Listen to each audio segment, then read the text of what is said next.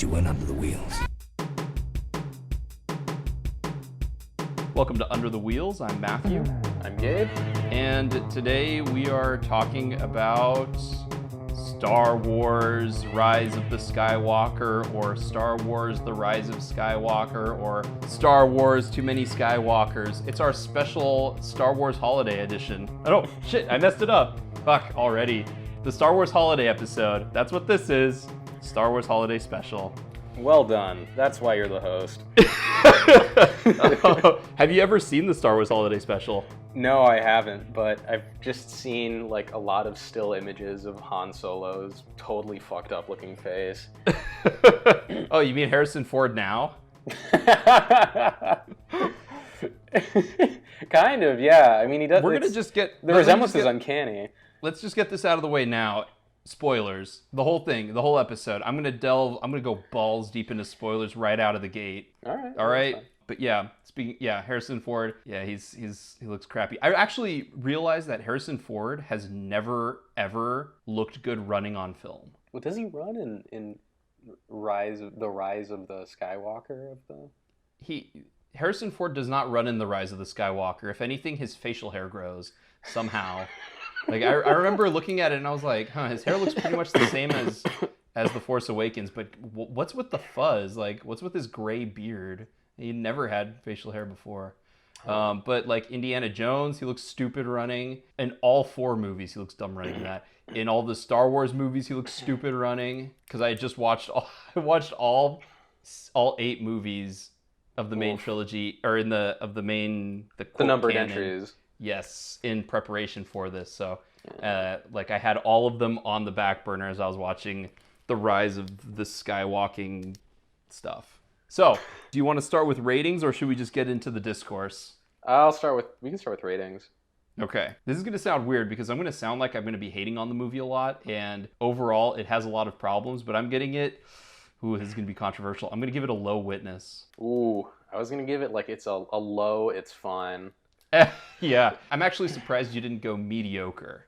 Well, it's like, it's weird because when I watched The Last Jedi, I had a fun time in the movie theater. But when I left, the more I thought about it, the less I liked the movie, to the point where I just found it baffling. Mm-hmm. So I've kind of resigned myself to the fact that I don't like a lot of the choices in it, but I still enjoyed it when I initially saw it. So that's worth something. And to a similar degree, I had a fun time watching Rise of Skywalker. But my God, this movie is a steaming pile of shit. Like, it's really bad. Like, it's fun in like the Batman versus Superman kind of fun. Like, it's so stupid that it is enjoyable, almost because it's so stupid, but like it's also frustrating because it's so stupid. I'm gonna inject here.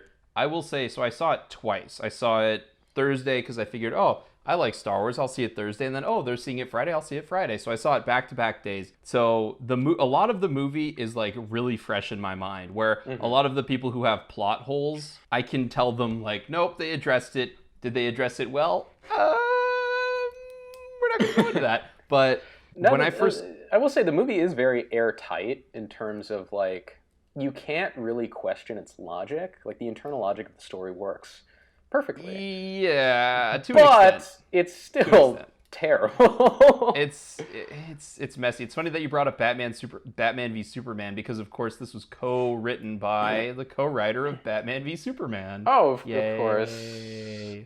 And Argo. I don't think Chris Terrio has done anything good since Argo. I've never seen Argo, so. So even that's debatable.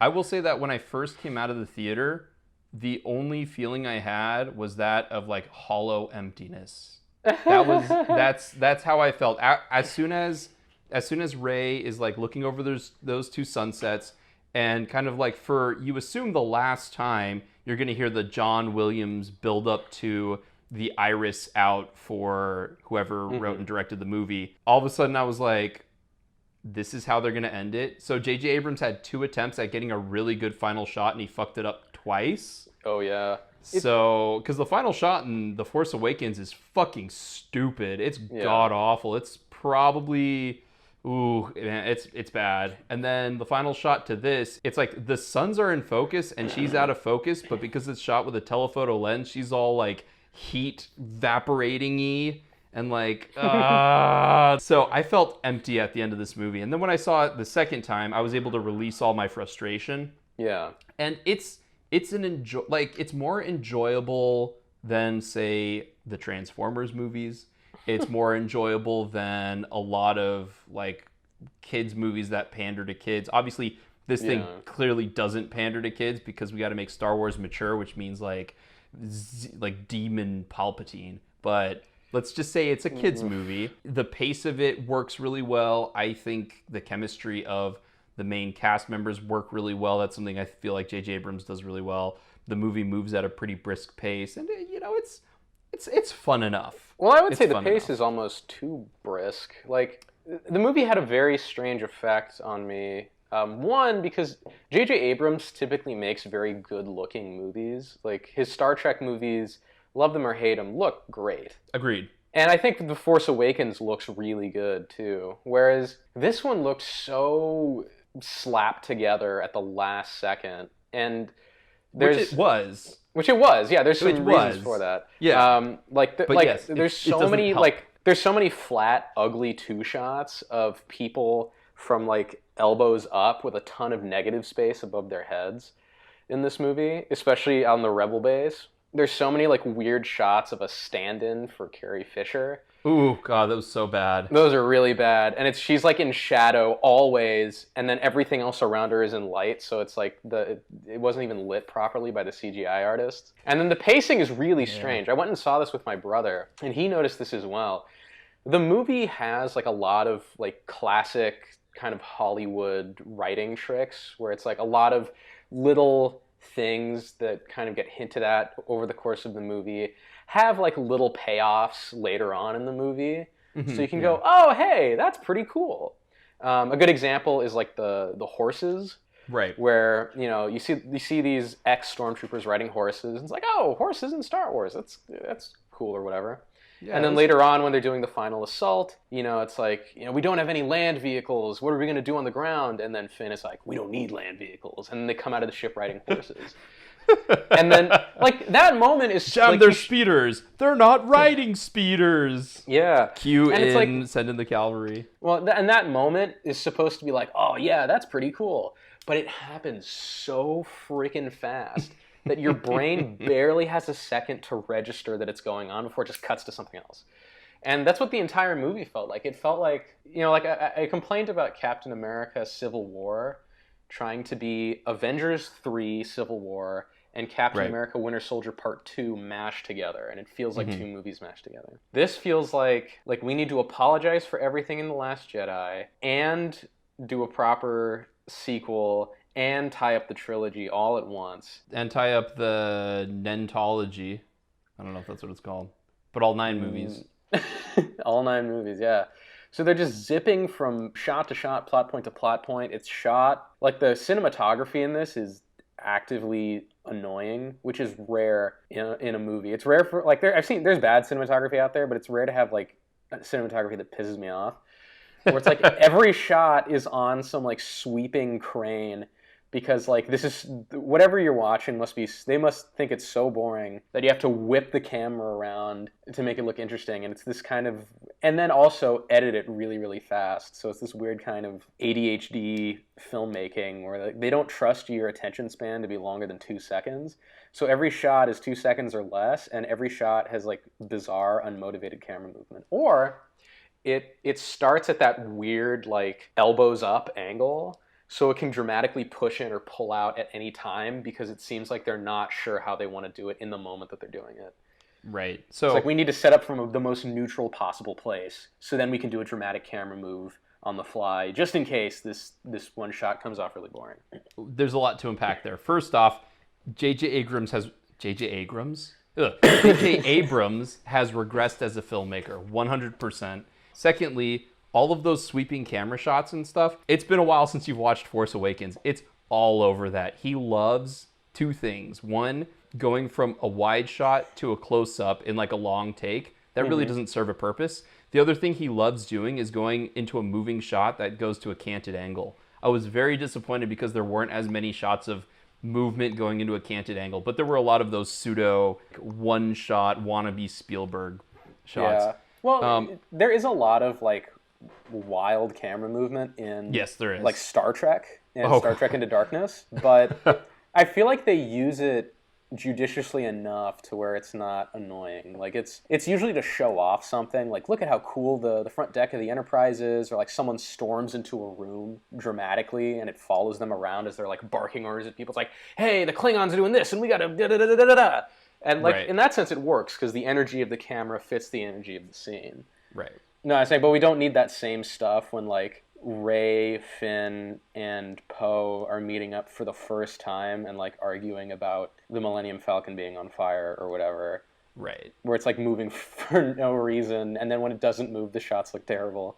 Well, that's the other trademark of J.J. Abrams' style. He's not just a filmmaker. He's a filmmaker on steroids.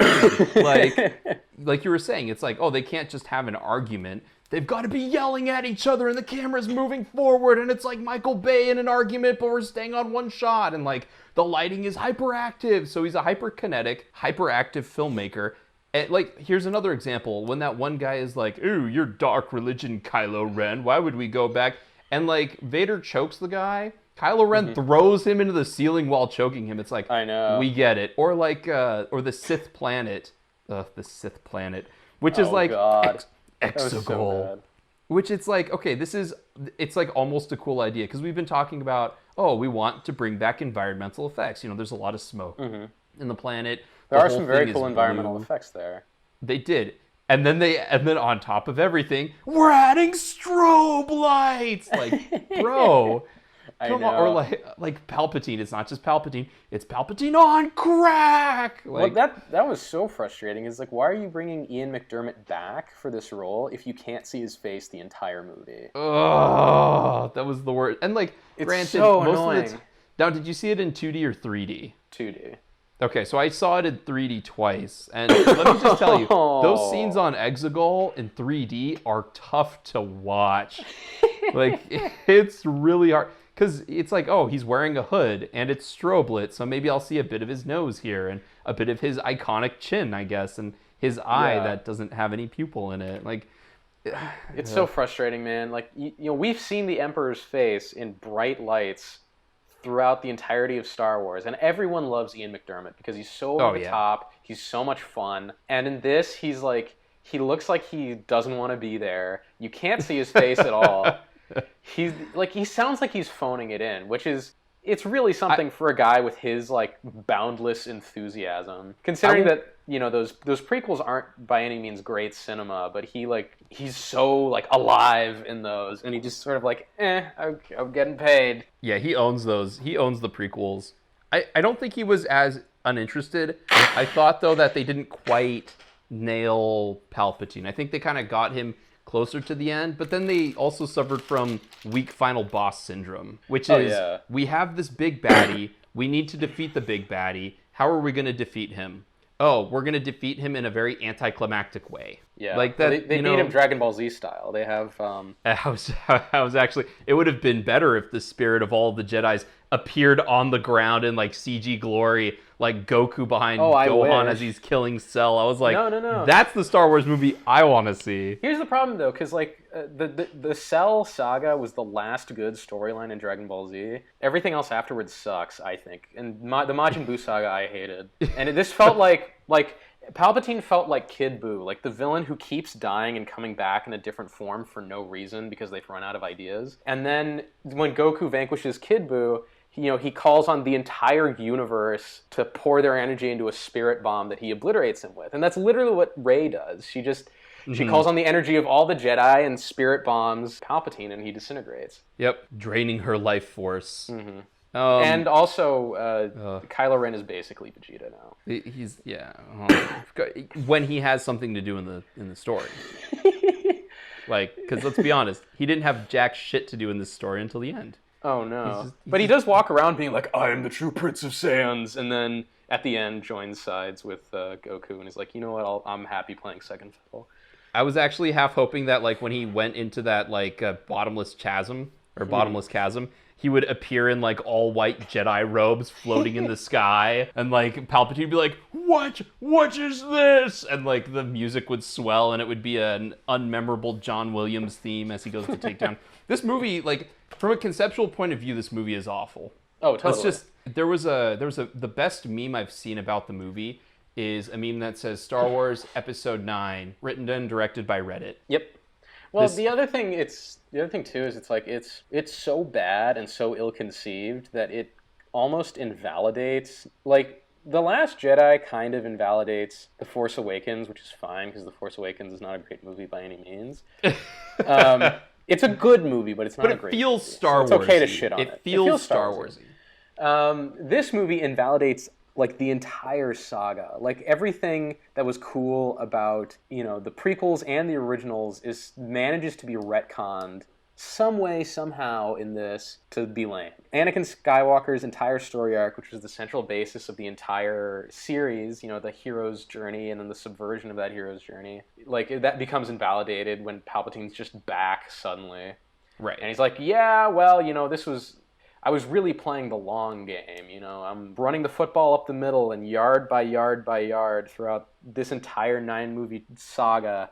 The goal was to get here to a lousy rehash of old ideas. To the point where like the movie doesn't just copy episodes 1, 2, 3, 4, 5, 6, and 7. It even mimics the ending of episode 8. Well, the ending before the ending, because he's like, watch as your pathetic rebels, and it's like, I understand this is a callback to 6. But it's also a callback to 8 at this point. Like, yep, it was very, very strange. But anyway, as you were, you may continue. Continue ranting. So yeah, it's just Palpatine should never have been brought back. If you wanted to have a serious Star Wars movie, he never should have been brought back. Correct. Part of the reason I had a good time was because I came in feeling like this was just a dumb pile of shit, and I had no desire to take it seriously or no intention to take it seriously. And that's, I think, why I enjoyed it. Because if I did take it seriously as a Star Wars movie, I would just get pissed off. So I kind of watched it. It's like, oh, Palpatine's back. It makes no sense. General Snoke's, or Supreme Leader Snoke's origin story makes no sense. None of this makes any sense. And it's all by stupid. the Force. Yeah. No, Snoke was created by, like... He's a clone. He's a clone. He's a clone created by Palpatine, but created through the Force. Because Palpatine knows how to create life through the Force. Yeah, that's right. Yep. Or it's like, and also it weirdly implies like Count Dooku is a creation of his or something. I think they were trying to imply that because he's like, I've been every voice inside your head, and his voice goes from Palpatine to Snoke to Vader to like Christopher Lee. Or at least it sounds like Christopher Lee. I think it's just the remnants of old ass James Earl Jones doing a little bit of my voice drawling a little bit because I'm older now. So J.J. Abrams regressing. So part of the thing that I like about his movies is all of the cameos he puts in. Mm-hmm. Part of the thing I hate about his movies is all of the fan service he puts in. Yeah. Like, because it's all poorly, for the most part, it's unevenly It's all executed. obvious and terrible. I'm going to say it's unevenly executed because there were a few moments that were done well. It's a lot worse in Star Trek. It's a bit better in Star Wars, and it's a little bit better here. But it seems like J.J. Abrams was like, oh, watching Ryan's film made me free up to do things differently. And apparently the different thing that he did was he didn't format it like a Star Wars film. He's like, remember when my wipes made sense in The Force Awakens? Now I'm just going to use wipes whenever I want to. Like, JJ, it doesn't work like that. You remember this planet from episode 3? You remember Mustafar? By the way, did you know that Kylo Ren was on Mustafar in the beginning? You know, the volcano planet that had trees? What? That was Mustafar? That was Mustafar. That makes no fucking sense. It doesn't make any sense. It's stupid. And like the natives of the planet don't look like the Mustafar natives in Revenge of the Sith either. They do not. And why is he massive? Oh, God. Oh, man. Where do we even begin? I know we've already begun, but where do we re-begin? Because... Well, I feel like we'll just have this kind of circuitous, unstructured rant where we just talk about... We'll leap from idea to idea that we hate, similar to how the Rise of Skywalker is constructed. Well, at least Rise of Skywalker has linearity to it. Kind of. More out of necessity because they were like, all right, we can film here for this amount of days. Let's move. We can film here for this amount of days. Let's move. I also And like kind of the bonkers, like, forced superpowers that everyone has now. me too. It used to be pretty limited, but now they're just straight up superheroes. Like, I thought that was kind of neat, actually. I'm glad that because the stuff that they brought in, when people are like, that doesn't make any sense. I'm like, this is all in the video games. Oh, yeah. A lot of this has been canon. I remember when I first did you play The Force Unleashed? Oh, yeah. Fun games, worst story ever. So The Force Unleashed has that cinematic where he brings down where Star Killer brings down a Star Destroyer. I remember playing that. It was like a really boring QuickTime event. It was, and then all of a sudden you have to go and open a door. He can bring down a Star Destroyer, but he can't blast open a door. That moment was where the game lost me. But I liked that they were playing tug of war with a ship.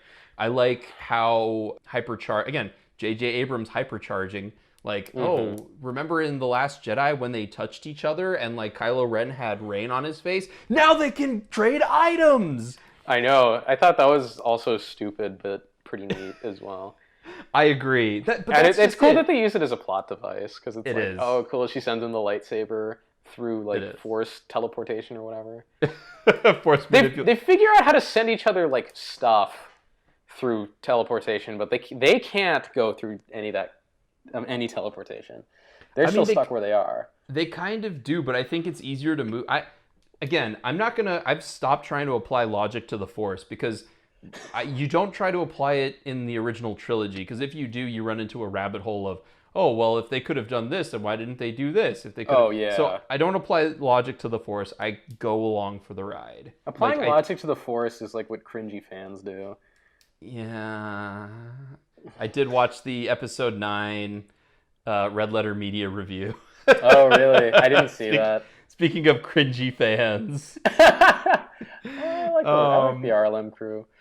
I like them for the most part, but the whole time I was watching it, I got this feeling that they really weren't paying attention to the movie. Now, with that said, if you ask me what the point of the Sith Wayfinder, the Sith stuff is stupid. Yep. The Sith stuff is stupid. I think it was I want to say it's The Last Jedi. They were like the prequel trilogy was about the Jedi versus the Sith. Then the original trilogy was about the Rebels versus the Empire, and now we have the First Order versus the Resistance. And I'm like, oh, cool. We don't have to worry about the Sith anymore. Maybe these like the Wrens, they're like the new form of the dark side, which I think was a Lawrence Kasdan thing, because he was like, I can only recycle the same story so many times.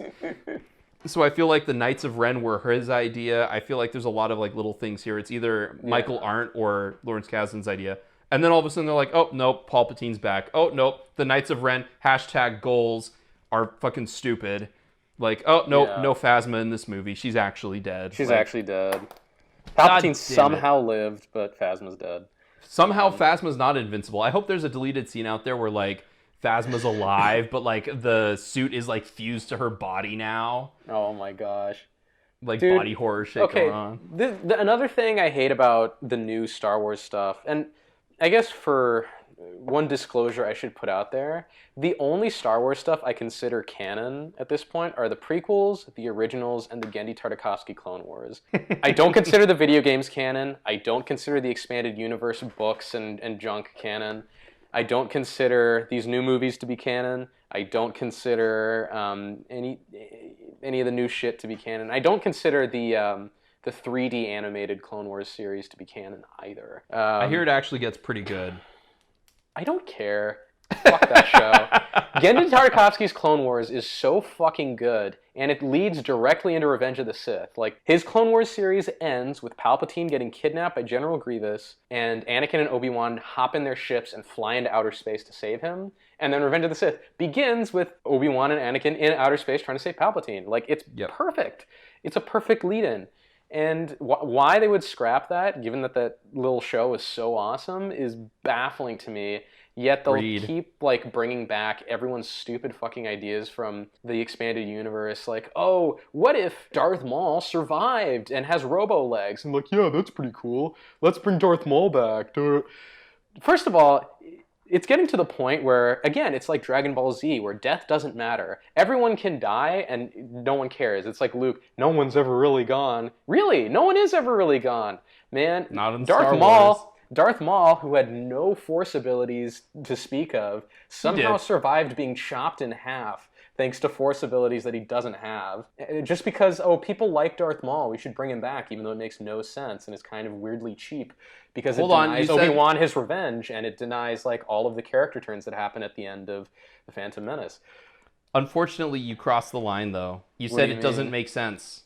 Of course it doesn't. It's Star Wars. You made a fatal error there. Well, what I mean is it doesn't make sense from a story perspective. It doesn't make sense narratively or thematically or character-wise to bring him back. It's just, hey, fans like this guy. Let's bring him back. It's like, hey, fans of those stupid expanded universe books like the blue guy, like Thrawn or whatever. Yeah. Like, let's jam him into the new stuff because he's a fan favorite. And it's like, why? Who cares? Who cares about all this expanded bullshit? Every expanded universe video game, comic, novel, story, whatever that I've heard of or been unfortunate enough to witness, it comes across as a fan looking at Star Wars and saying, hey, you know what? What if, and then something stupid. And that's why I don't like those things, and that's why I also don't like Rise of Skywalker, because The Last Jedi still feel like, I don't like that movie, but it still feels like a Star Wars movie. It feels like, hey, what if we tried to like elevate Star Wars a little bit, and then I think Rian Johnson just botched the execution? Or like, what if we tried to turn Star Wars more inward and be more self-critical?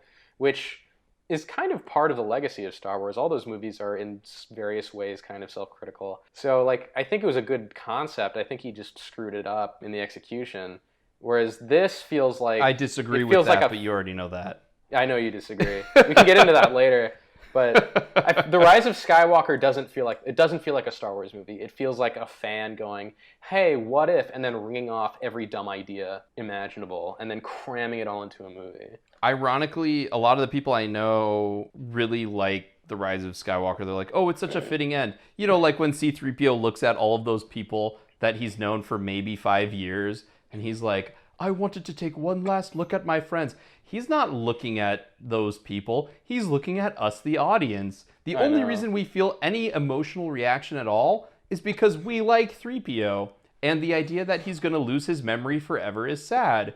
To which he then regains his memory not too long after that. Also, him losing his memory no consequences. Is a hint. I know. Well, also, him losing his memory is a reference to Revenge of the Sith, where he gets his memory wiped. He gets his memory wiped, yeah. And, yeah. It's also like, oh man, there's so much baffling stuff. There's so many like this movie clearly has no respect for The Last Jedi, which is a shame because I feel like again, Last Jedi, very divisive. You like it, I don't like it. But they should have just said, like, okay, this is what we got. Let's move forward from this point. Stick to your guns and just keep going. Stick to your guns. But they're like, okay, what do we have to apologize for? Yeah, it's an apology. It's like, Rey's parents are just drunks, right? That's a really cool idea. It's great. It's the best idea in the movie. It's the best part of The Last Jedi. Second best idea in the movie. Her parents are drunks. Second best idea in the movie. I think it's the first best is that the Jedi are assholes. Well, we already knew that. Favorite. I mean, the prequels are all about that idea. They are. Which that reminds me of where I thought the movie was going. But yeah, the movie, like I said, it's true. It's a history in Star Wars for those movies to be at least a little bit self-critical because the prequels are very critical of the Jedi. Right. But I think the best idea of The Last Jedi was that Rey's parents are nobodies. Like, she's a nobody. She came from nothing, and that's cool because it's like anyone can be a Jedi. You don't have to be part of some like royal bloodline to do cool shit. You can just do it, and I think that's neat. And it sets her up as a good counterpoint to Kylo Ren, who has this is nothing but legacy. He's nothing but legacy, and it's all squandered legacy. And that's why their character dynamic is so great, and that's why their character dynamic was the best part of The Last Jedi, because it plays off that whole thing really well. She's no one, but she has like all this prodigious power. And he's someone, but he wastes all his talent. So like that was shitty. Making her a Palpatine is extraordinarily dumb. I was enjoying the movie. Like, I was enjoying it. I didn't think it was perfect, but I was enjoying it until he's like, you're a Palpatine. And then all of a sudden I was disconnected completely from what I was watching. See, here's what I would have wanted. Everyone. I know, it's so dumb. What I would have So wanted bad. is I would have wanted like a total social justice kind of move where Rey is actually the first like trans Star Wars character in the sense that she is Anakin Skywalker reincarnated as a woman. That's what I wanted. Oh like my God. that's so infuriatingly insane. I would have loved it. But see, that works because it builds off of... So the problem is a lot of the ideas... Now, a couple of them work. A couple of the ideas actually do build off of The Last Jedi. But a lot of the ideas that they walk back on don't build off of what's been already planted. The Last Jedi, a lot of the ideas built off of ideas that were already planted in The Force Awakens. Why they feel so shitty is because, well, he was going off a script. He wasn't going off the actual movie. And as he said recently, he's more interested in challenging fans' perception of their property than he is in just pandering to them, which I respect. Yeah. Even though he does a lot of pandering in... Like, there's quite a lot of pandering in The Last Jedi. Everyone seems to forget that. Anyway. Oh, totally. And I mean, it's also like, you know, Snoke having no origin or having no real backstory was frustrating just because he is an important character and we have no real insight into who he is or what his motivations are. He's implied to be an important character. Well, he is an important character because he's a central figure in Kylo Ren's backstory. He's a central figure in Kylo Ren's backstory, but he also creates, like, he's also the cause of the conflict in the movies as well. Yeah, but it's important to know who he is and what his motivations are. Agreed. Because it's important to know how those play into why Kylo Ren is the way he is. And giving him no real substance in The Last Jedi and then killing him off was a move I really didn't like because I think it didn't give Kylo Ren's journey or character arc the full amount of respect that it needed. Yeah. And then this movie apologized for that by giving Snoke just the dumbest origin ever. He's some weird, like, homunculus grown on a Sith planet by Palpatine's, like, weird, shambling, like, minion people. I was trying to make an Uruk-hai. Basically. He's basically trying to make an Uruk-hai. This was like watching Battle of the Five Armies all over again. Oh, God, seriously. And then, what else did they apologize for? Oh, yeah. Everyone hates Rose, even though, like, her character's whatever. Like, it's fine. There's no reason to hate her that much. But everyone hates her for some reason.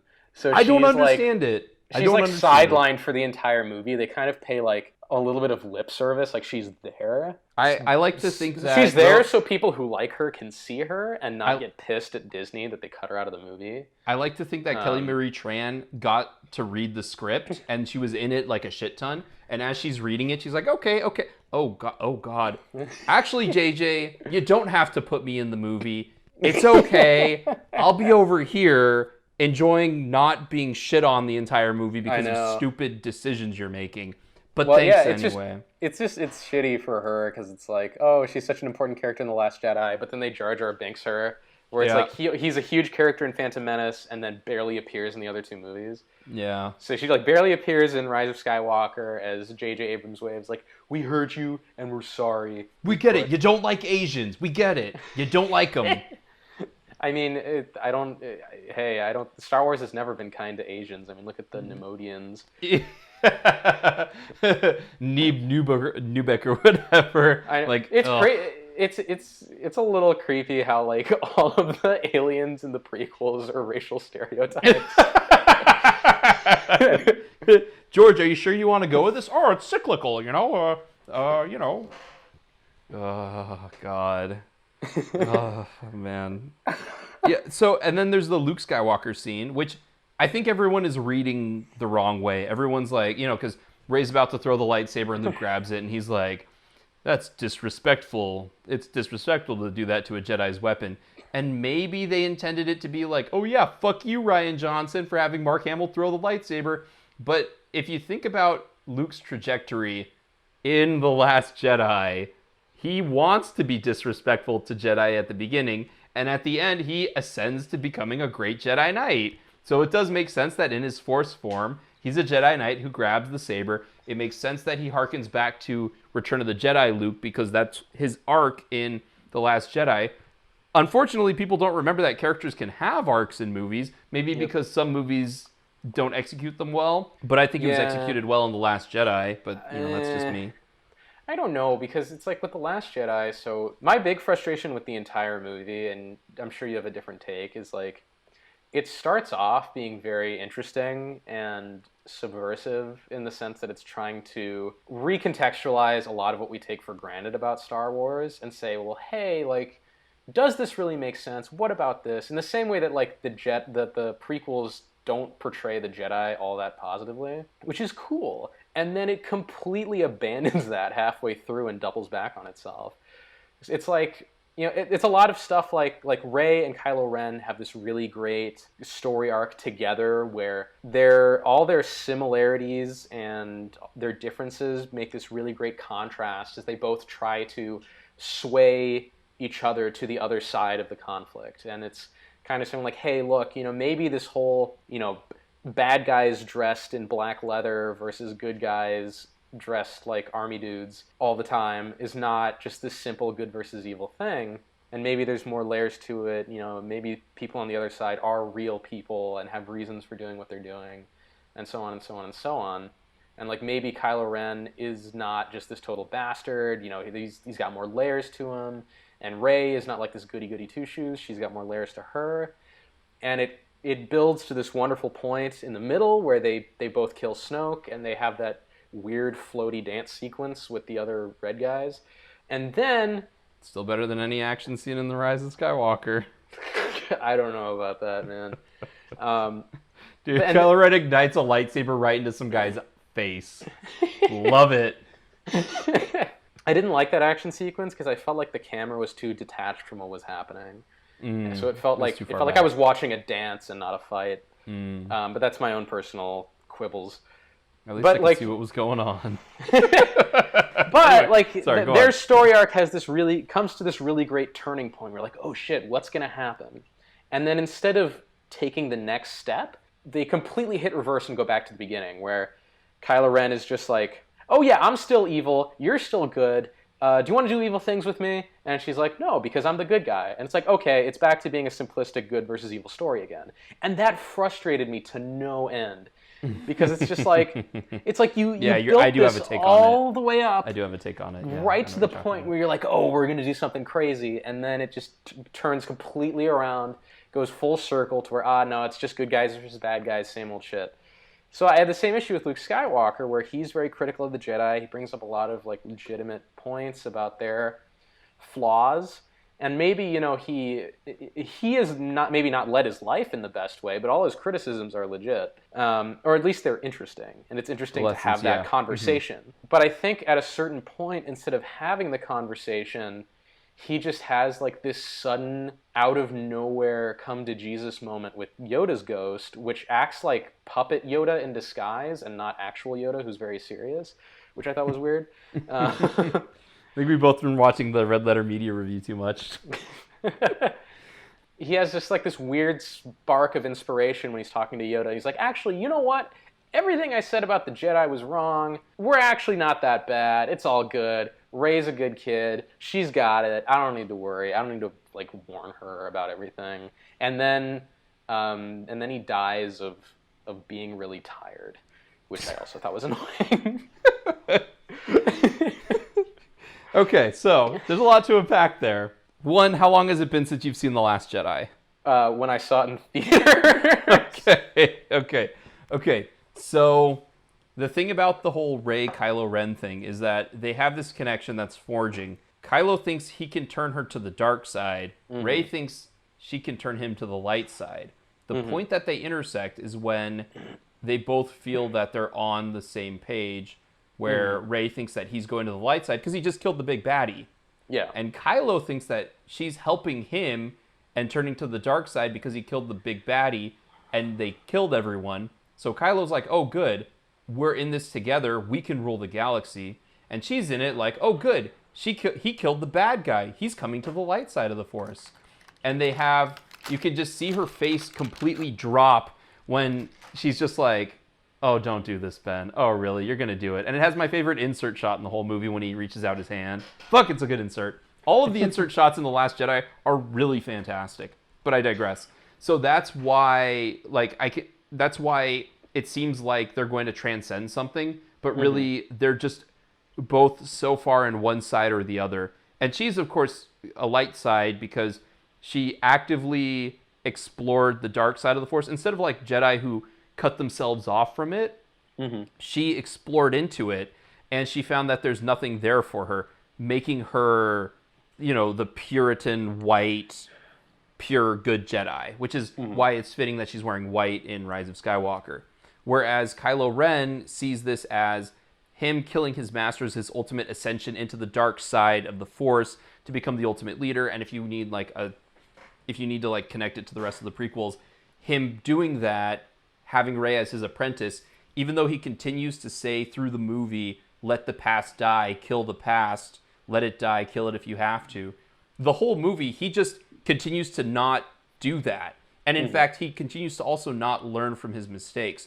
So one of the big issues that, one of the pet peeves I have is when people say, oh, The Last Jedi, the moral of... What do you think the moral of The Last Jedi is? Like, if it had a theme running through it, what would the theme of The Last Jedi be? Aside from that, Finn is fucking stupid. I mean, the theme, as explicitly stated out loud to the camera by Luke Skywalker, is learn from the past and do better in the future. We must learn from our mistakes. Actually, we have to learn from our failure because it's the greatest teacher. Because, again, it's a movie about people failing. Yeah. Which is fine. I have no problem with that being the theme. What is it? Raiders of the Lost Ark is a movie entirely centered around people failing. Indiana Jones fucks up every single thing in that movie. But it's also done by Spielberg, and it's done at a breakneck pace, and we tend not to notice how much of a fuck-up it is. So my problem with Last Jedi is then, what do the characters learn from their failures? What does each character learn? Yeah, what do they learn from their failures? Because I felt like they didn't... Like, that was the other pet peeve I had was, again... They make these mistakes, and it's like, okay, they're going to learn from them and do better next time. And Finn and Poe, kind of? Poe learns from his mistakes. Poe is the most clear. Because he's like, okay, no more playing cowboy. We should just run and live to fight another day. We need to think strategically. We can't just blow everything up. Yeah, because like, all right, every single decision he made led to more and more casualties. Directly led. So his arc is clear. His arc's pretty clear. The other ones, I'm not so certain about, because I couldn't see where Luke learned from his mistakes, other than maybe cutting himself off from the Force was a mistake, and then he, reattaches himself to the Force so he can use it to save people. It's like, okay, so, but that's not the real mistake. So the mistake so Luke's failure was Ben Solo. He failed Ben by not teaching him correctly. And he believes that because he failed with Ben, he should never pass down any of his lineage. He shouldn't continue the Jedi. He shouldn't try and strive to make, a perfection of the Jedi. So his failure is fuck anybody. He clearly. I am on Luke's celibate island. Oh God! What's really disturbing is the thought is that Palpatine had sex. Had sex. If Rey's his granddaughter, that means Palpatine had sex. That's so gross. I was trying to do the math with one of my buddies. I was like, okay, if this takes place 30 years after the original trilogy, and Rey is 20, we'll say 20, 23, whatever. She's 23. Okay, so then Palpatine had to have a kid when his, at what probably point? In between episodes 3 and 4. Either between episodes 3 and 4. Yeah. But who's he fucking? I don't know. I don't know. Who's Emperor Palpatine's wife? Baby why? Mama. I don't get it. That's so gross. It's baffling. That's another reason why it's the worst thing. But quickly, going back to Luke. So Luke's failure with Kylo, and then he fails again with Rey, but then because his failure is that he thinks that the Jedi should die, when really it's that sometimes you need a hero to appear. He basically spells out what he's going to do at the end of the movie. You want me to face down the entire First Order with a laser sword? Motherfucker, he did! Because that's what they needed. It's not necessarily important that he presently is there, but that he can inspire hope, which is dashed in Rise of Skywalker. But it's that idea that even if he's failed with training Kylo Ren, it doesn't mean that he needs to learn from it. Learn that maybe you don't open up your lightsaber when you sense that someone's going to the dark side, and trust that maybe they'll be able to find the light. You know, don't kill your nephew off the spur of a moment, which again was a passing thing. It was only an instant. It was a brilliantly acted scene. I love that scene. So that was it was him going from being completely cut off and believing his best result is to be completely detached from everything, and learning that it's not necessarily the case. Even if he doesn't believe it anymore, he should still be a symbol of hope for people. Rey believes that she needs to find a hero, and that she has a place in the galaxy, and she's looking for her place in the galaxy. And she thinks that she can find it through Han Solo, through Luke Skywalker, through a connection to her parents. And she has to learn that even if all of those people fail her, which they all do, she can find a place in the galaxy, because instead of her finding the hope for the future, she is the hope for the future. And then Finn just fucks up. I mean, I know what Finn's arc is. His arc is about going from being a pansy and because again, at the end of The Force Awakens, the only reason he does what he does isn't because he believes in the Resistance. He only does that because he wants to fuck Rey. So he's like that. There's a reason why Poe is like, I bet you have a million questions, and his first question is, "Where's Rey?" Kid's got something on the mind. So, that's kind of where each character goes. He goes from obsessed with Rey to finding something to fight for, finding a reason to fight for something. DJ, who I feel like goes underrated because Benicio del Toro just looks like he's having a really good time, and it is kind of depressing that he does turn on them, and I would have loved to see him reappear in this movie at some point. But I don't know, maybe he'll pop up in The Mandalorian or some shit. Well, The Mandalorian takes place before this, so they're gonna have to use that. He'll be young Benicio del Toro. He'll be digitally de-aged. They'll have the de-aged Carrie Fisher face and Mark Hamill face from the end of The Rise of Skywalker. It's Leia's saber, which I like. Also, I love how the digital character is shrouded in darkness, so you can just barely see how terrible the compositing is. The problem with Carrie Fisher's performance in this movie, aside from the fact that it does look like it's clearly from different scenes, the way that the cadence that they choose her lines from, they should have probably gone to a documentarian to find the right line readings on that. But also the body double that they chose for her is 30 pounds thinner than Carrie Fisher was at the time. It's really bad. Yep. With your notes about The Last Jedi, I kind of see what you're getting at. I still don't buy it. Because I think the way to do it in a story like that is the character's lessons should address the mistake directly, not in this. I think it feels like a stretch. I can see that interpretation making sense, but that's not how I interpret it. You know what I mean? I do. Yeah, I understand. And again, I also let you off way too easily a lot of the time, I realize. I don't challenge you enough. But I also, I'm hesitant to say you should rewatch it. Especially after watching The Rise of Skywalker. I'm hesitant. But there's so many, in addition to, I like the way that the movie kind of is circular. It's a very circular movie because, Rey, what do you think the Force is? It's moving a lot of rocks around. It's amazing how everything you said in that sentence is wrong. What does she have to do at the end? She's got to move rocks around. Yeah, I mean, the circularity of it does grate on my nerves a little bit. See, I like the circularity of it. Because I think that's also why it feels like there's no growth, because it is so circular.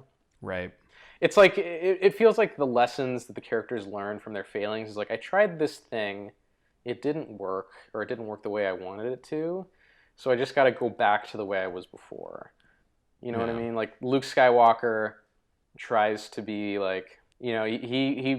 his relationship to the Force changes. He thinks the best thing is to cut himself off from it.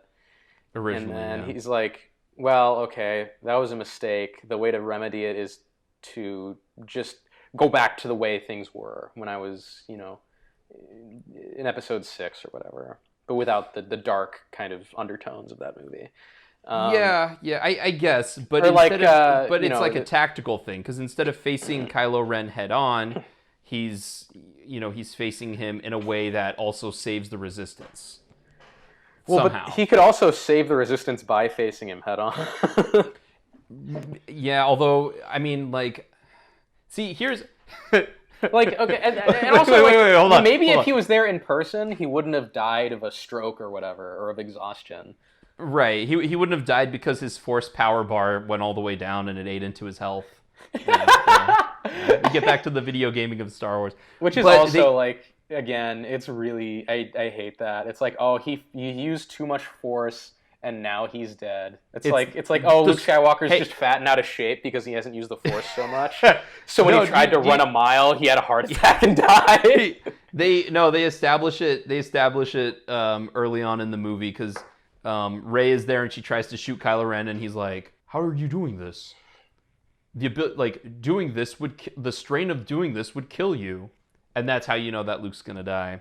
That's how they set it up. They again, it's weird because it's all like, for the most part, it's all set up really clearly early on.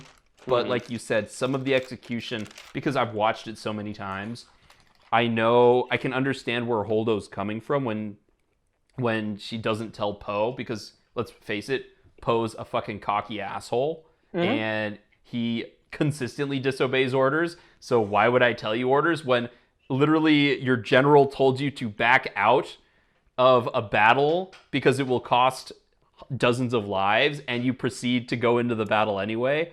Why the fuck would I tell you anything? You're lucky you got demoted to captain. But it's okay. He not only proceeds to go to the battle anyway, he makes yo mama jokes the whole time. He does. Although, as one Dan Olson said, it's fun watching like super fascist Nazi General Hux like spout out all of these super aggressive things just to be confronted with, "I'm still holding." And then to him, like, walking forward, he's like, "I can hear you. Can you hear me?" Which, by the way, Domhnall Gleeson, that poor asshole, you know he was doing this movie literally for the paycheck. Out of all of the characters in this, out of all the characters in this, he was the one who was like, he read the script. He's like, "This is bullshit. I'm going to dial it in." He's like, "Let me go and do the Peter Rabbit sequel. That's more worth my time than Star Wars." Well, it seems like there's a lot of actors who are very excited to be in Star Wars, and then over the Last Jedi and Rise of Skywalker are just like, "Oh God, this was a terrible decision. I need to just get out of here fast." Like, I feel like Domhnall Gleeson was like, J.J. Abrams comes up to him and is like, "Hey, kid, you want to be in Star Wars?" Like, "Fuck yeah, I want to be in Star Wars. That's awesome." And then Star Wars would be great. By the time The Last Jedi is halfway done filming, he's like, "You know what? I should never have done that." Or like Kelly Marie Tran, who I don't think anyone had ever heard of before The Last Jedi. Yeah. Imagine being like some completely unknown actress. You get approached or you audition for this, and someone's like, "Hey, kid, you're going to be in Star Wars." Like she must be so just that, fucking you're going to be excited. A main character in a Star Wars movie. Important character in a Star Wars movie. She must have been like on the moon. It's like, "Oh my God, this is awesome. This is like the best thing that's ever happened to me. I'm so excited." And then like as soon as The Last Jedi comes out, she's like, "You know what? This was a bad idea." She's like, she's looking at The Last Jedi. She's like, "That was great." She walks out the door. "I hate Rose Tycho. What kind of name is Tycho? I hate Rose because of her fat face and her the fact that she's in love with Finn." I'm like, poor Kelly Marie Tran. She's just, I know, like, poor I'm trying kid. to exist. Yeah, like world. Anyone who is in her position, like a complete unknown, who gets into Star Wars either by referral or by audition, like, you're not going to say no. You're going to take that role because it's fucking Star Wars, and everyone loves Star Wars, even if these last couple movies are shite. Hey, Solo, awesome. Fuck you. I don't need to know the origin of the stripe on Han Solo's pants, okay? Oh my God, I wish they addressed that in the movie now. But he wears a different outfit in it. Also, what's with J.J. Abrams' obsession with having Han Solo wear the blue jacket from Empire? Like, in the trilogy, he wears the black vest more often. You know, man. Oh, I right, don't because know. call Why back to the does- good Star Wars movie. Fuck you, J.J. Abrams. I mean, fuck you to Disney, man. They're cranking out some shit right now. God, the whole idea of Han Solo is one of the most like ill-conceived pieces of fan service I've ever heard of. It's like every Solo little the Solo movie, like every little detail, every little innocuous, inconsequential detail about Han Solo's appearance. Let's like develop a lousy throwaway 2-minute origin for that, and then chain those together to make a movie. Okay. And also for that stupid Darth Maul is back. Wait. Hold on. Did you see the movie? Solo. The first half of the movie, yeah, I agree. There's a little too much. How did Han Solo get his blaster? I didn't really need to know that. How did Han Solo get his last name? I didn't need to know that. Surprisingly, they didn't do how did Han Solo get that scar underneath his chin. That's the real thing that we needed to know. But they introduced Chewbacca maybe a quarter of the way into the movie, and then they realized that a Han Solo movie should literally be a buddy cop movie with Han Solo as one guy, Chewbacca as the other. They just play off of each other and go on wild adventures. And you know what? That's a recipe for excellence, sir. Do they get the dynamic correctly between the two? Where like Han Solo's an idiot and then Chewbacca's the smart one, but you can't understand what he's saying? My favorite line in the whole movie is Han Solo's walking out because they just made the Kessel Run in 12 parsecs. And he goes, "Yep, Chewie, how does it feel to make the Kessel Run in 12 parsecs?" And Chewie goes, and Han goes, "Not if you round down, buddy." And it's like, yep, that is the quintessential Han Solo line.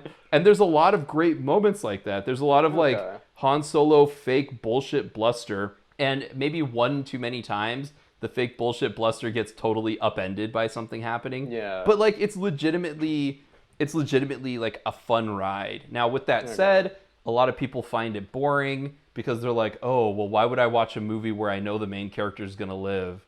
Like, I don't know, man. I don't know why you would watch that movie. I don't know. Why do you watch anyone watch Rogue One? Like, why do you watch movies that are based off of books? I don't know. You know which characters are gonna live and die in those things. I don't know, man. Logic. In all fairness, I've I been only owned. read.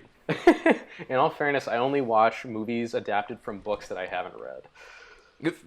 All right, fair enough. Fair enough. I mean, I understand the case for people who don't want to see prequels, but the idea of like, oh, there's no dramatic tension because the main character is gonna live. I find that to be very odd because if you go into an Indiana Jones movie, you know that the main character is gonna live. The question is, how is he gonna get out of those situations? Yeah, like No Time to Die. Fuck, I can't wait for that movie. Dude, No Time to Die is the most James Bondy title for a movie because it has both time and die in it. And he's gonna deny both of them. It's like every Bond movie has some title. It's like Kill Again, Yesterday's Tomorrow or something. Tomorrow Never Dies in the Wrong Time. License to Die. It's always like something about killing or something about time, like either time, yesterday, tomorrow, the future, the past, whatever, kill, die, death. So this is like the perfect. No Time to Die is the most generic Bond title ever. Yep. It's like there was a game that came out called Nobody Lives Forever, and I was like, fuck, dude. That's an excellent Bond. That's an excellent Bond sounding title. Even though there's no Bond movie explicitly titled that thing, it just has that feel. You immediately... Yeah, because it mentions death and time. It's great. I'm really excited for No Time to Die. But we have bigger fish to fry.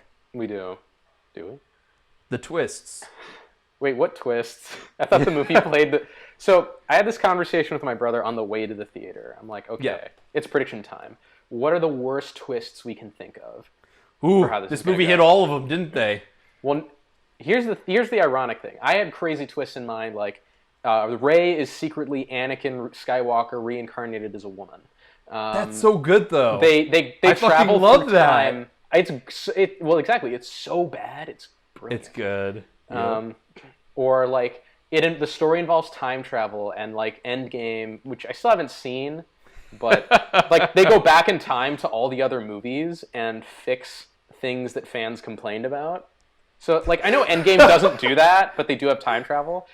But it's like you go back to point of complaint in Deadpool all 2. the previous movies. Yeah, and tweak them so like it's like, hey, look, we retconned it so you can't complain. It's like Disney's live action adaptations of their 90s movies. We went back and fixed things people didn't like, even though fixed like things that didn't need fixing. We fixed things that didn't need fixing, exactly. So I thought I was throwing out like crazy stuff like that. And then my brother said the worst thing they could possibly do is play the premise entirely straight. And I'm like, what do you mean? The worst thing they could do is Palpatine is just back and that's it, and they have to beat him, and Rey is like a Palpatine or a Skywalker or something. And I'm like, fuck, you're right. Playing it straight is the worst thing they could have done. And that's guess what they what did. happened? Oh my god. Your brother is brilliant. He is. He's so on the nose. It's crazy. Oh my god. But it's true. It's like there's and again, Kylo Ren has nothing to do in this because they made him so irredeemable in The Last Jedi. They're like, oh, well, why do you want him to be redeemed? We don't. Mm-hmm. We want him to kill more people and do badass things. Oh, no, he's going to repair his mask, and he's going to walk with the fucking... There, that's another retcon. Repairing the mask. What the fuck? I know. It makes no sense. That was like an important... Like, again, it's part of the first half of The Last Jedi, which I thought was great, where he destroys his mask. It's like a change in his character. It's such a great moment, too. But, like, yeah, okay. We're going to put on the mask again. And then it's like, it would be cool if the mask maybe had some properties or they did something visually interesting with the mask. But then he just takes it off halfway through the movie again. Yeah, I was hoping it would be half his old mask and half Darth Vader's mask or something. Oh, that would have been badass. But no, we went with the predictable thing. Oh, we didn't like that he took off his mask. Why? Adam Driver acts better without his mask on. Exactly. That's why he's... Speaking of Adam Driver, another thing my brother and I noticed and commented on was, I don't know what it is, but it feels like in The Force Awakens and The Last Jedi, his nose is smaller. And then in this movie, it's fucking gigantic. I think it's because he lost weight between... Because he looks thin in Rise of the Skywalker. Also because he doesn't... His collar for his shirt doesn't go up as high. But I mean, also, because he's a guy. Maybe his nose just got bigger. I don't. Maybe because it was weird. Like when I first saw The Last Jedi, and he takes off his helmet for the very first time. I'm like, Adam Driver's nose is not that small. Like it's not that proportionally normal compared to his face. Like one of his trademarks, if you've seen him in any of his early roles, is he has this giant schnoz. And it kind of gives him some character, It gives him like this sort of 70s character actor vibe, which is cool. But like it feels like they digitally shrunk his nose for The Force Awakens so he didn't like scare people. And then in The Last Jedi, he has his helmet off for most of the movie, and again, his nose looks a lot smaller. It looks like a more normal-sized nose for a guy with his face. And then suddenly, in Rise of Skywalker, his nose is back to being gigantic. And I don't know if they just didn't have the budget to digitally I don't think they had the time. That's a lot of scenes. Or the time. Like, that's why they had him in the mask in the beginning. They're like, all right, how many scenes can we get him without the nose? Or there's a lot of shots where his face is filmed from like 3/4.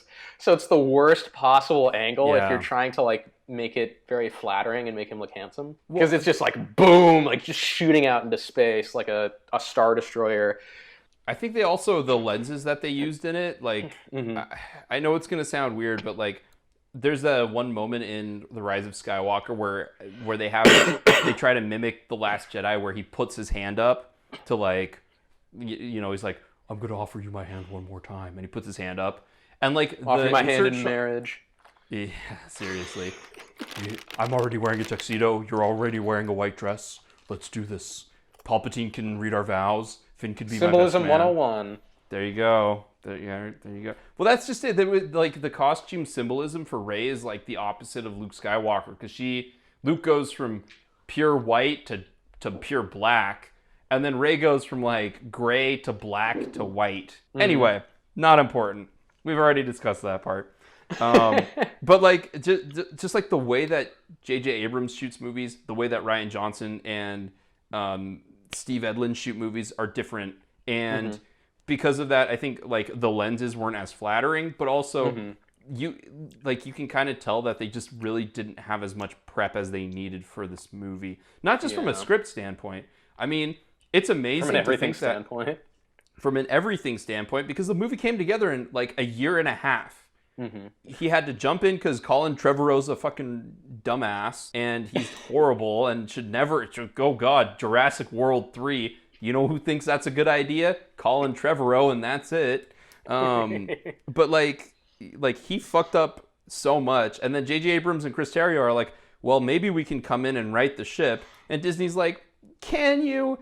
And then J.J. Abrams lives on the internet for 2 years and like shits out a script that he thinks is like, well, this will appease the fans, and this will probably appease me. There were some elements I liked. Like, I liked that Finn is Force sensitive. I thought that was something that was established in The Force Awakens and then completely dropped in The Last Jedi, and I think it's dropped in The Last Jedi to its detriment. But then they kind of bring it back here to kind of harken back to the whole idea of the Force can manifest itself in anyone as long as they're a side character.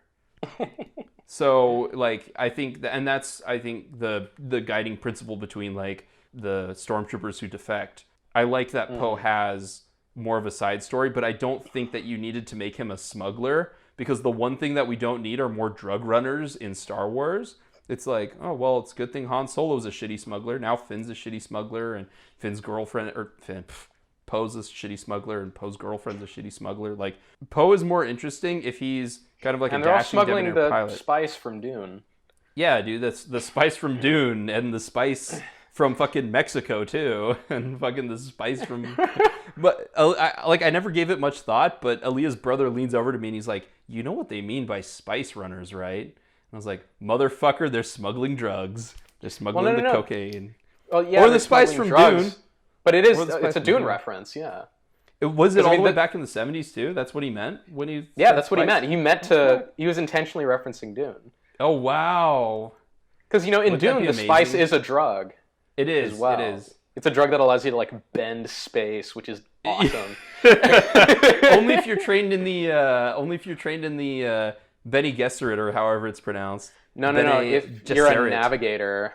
Fuck, dude. Dune is such a good book, and I'm half looking forward to the movie. Oh, I'm so not looking forward to the movie. I don't want a slow crawl of freaking Timothée Chalamet slow push-ins from Roger Deakins as Denis Villeneuve's like, yes, and Timothée Chalamet continue not to act. And like Timothée Chalamet just gives like the same performance in The King as he does in Dune. It's like, oh man, it looks pretty. Speaking of things that are pretty, this movie is ugly. It's like they had one color palette. The entire color palette of the movie was like dull teal. Yeah, well, it's the opening kind of montage of Kylo Ren making his way to Exegol and then being on Exegol is very visually striking, and then the rest of the movie is not visually interesting at all. At all. It's like, that's what I mean by J.J. Abrams regressed, because it's not even that the cinematography is monotone, which it is, because I mean, again, we go from red planet to blue planet to brown planet to blue planet to blue planet to blue planet. So it's very like monotone throughout the movie. But then added to that, there's not a lot of contrast. Like there aren't any really heavy shadows. It's except Exegol, where it's all just one. Where it's all shadows. Yeah, it's like, oh, okay, well, I guess they did find their black setting there. Okay, cool. But like the rest of it is like, what happened to all of the interesting highlights you had in The Force Awakens? What happened to the dichotic color scheme of red and blue going throughout the whole movie? Like, what were you guys thinking when you put this together? And why does hurry up? That's what they were thinking. Yeah, they're like, oh, get the shot. Oh, run faster. But like, talk faster. Be more snappy. But see, I liked that. I like snappy dialogue. I like fast dialogue. Hey, why is my droid on fire? I don't know. Why is my ship on fire? I don't know. Why is Finn on fire? Oh, because Finn's useless. That's why. Oh. Again, they never figure out what to do with Finn. No, they don't. Like I don't entirely think they know what to do with Poe either. Why does this movie end the same way The Force Awakens ends? Like, why does it end with all three characters separated in like a shitty battle that people don't understand what's going on? Like, I've seen the movie twice, so I know how they get to Exegol. I know the reason why the fleet needs the radio tower in order to leave Exegol. I know why Finn has to be the ground crew on the fucking on the main TIE fighter in Exegol. I know why Rey is fighting Palpatine on Exegol. But it all comes together kind of like if you watch The Force Awakens and you're like, what are they doing? Why are there no space battles in Star Wars? Why is it a planet battle? It's the same thing here where it's like the one thing that Rogue One does really well is make it explicitly clear what everyone is doing in the last battle. It's the one thing that I think is absolutely perfect. That does not happen in this movie at all. No. One thing, just to go back to The Last Jedi so I can crap on it a little bit more. Yeah. One thing that really frustrated me about it was like... Was that they went to Crate after... Was that like they had this big battle scene and then you're like, oh fuck, there's one more planet? Well, no, it's that every big battle scene is like... it's almost done like a naval battle where you have all the ships line up facing each other and then they go forward until they kind of cross paths and shoot. And then maybe they go linear. And it's like, you're in outer fucking space, man. You can go in 360 degrees, but you're on a two-dimensional plane, you know? Like, there's no three-dimensionality to any of the vehicular battles, which drove me crazy. And also going to Crate where it looks like it's snow, and it's like, oh, this is a Hoth reference. And the guy just licks the fucking ground, and he's like, it's not snow, it's salt. Gotcha, fans. Like, seriously? We didn't need that. Like, why can't we just imagine it's snow and say it's a lazy reference to Hoth? Why do you have to lick the ground, look directly into the camera, and say, it's salt? I agree with you. I agree that it's so bad. But I love it because it's so fucking stupid. Like, again, you have to have those. You have to be okay with having stupid references in Star Wars. Yeah. Because at the end of the day, there's a lot of stupid shit that happens in Star Wars movies. It's part of it. Yeah, I agree with you that the battle sequences in this are... I was just going to say, I agree with you that the battle sequences in Rise of Skywalker, even though they do have some three-dimensionality to it, which is a nice change of pace, are not very interesting. Yeah, it's not that they're not interesting or good, it's that they're very hard to follow, because the crux of it is kind of interesting. And, oh, by the way, did you miss the Wedge cameo? The Wedge cameo? Yeah, Wedge Antilles. Is Wedge the... Oh, yeah. He's the old guy who comes out of... Hey, I remember that guy. He's like, hey there, I have one line... Oh, they cut me off halfway through my line. What if Dak had a cameo and everyone just forgot that he died? I feel like Dak is one of those guys who maybe if we watched the original trilogy closely, we would notice that he dies twice and they just forgot. They just have the same guy in there. Yeah, he gets blown up in two different vehicle battles. Or they just hire the guy who played as Porkins twice. Oh, so speaking of the ending being a fucking disaster. Yes. I know a guy who knows a guy who knows a guy who works in a VFX house that was hired on by Lucasfilm to do some of the visual effects for Rise of Skywalker. And he was saying that about like they kept changing the endings for it. So like they would have to redo the entire ending because whatever ending they would show in test screens was not testing well. And so like 3 months before the movie was due to be released, they had 3 different endings. And no one knew which one they were going to use because they were, according to the VFX guy, he thought all 3 were terrible. And none of them tested that well. But they picked one of them. So I wonder what the other 2 were like. I really want to know too. It's like how Spider-Man 3 had 5 different endings. Yeah. Oh my god. So it's like really close to the film's release. It had 3 different endings and they couldn't pick which one they wanted.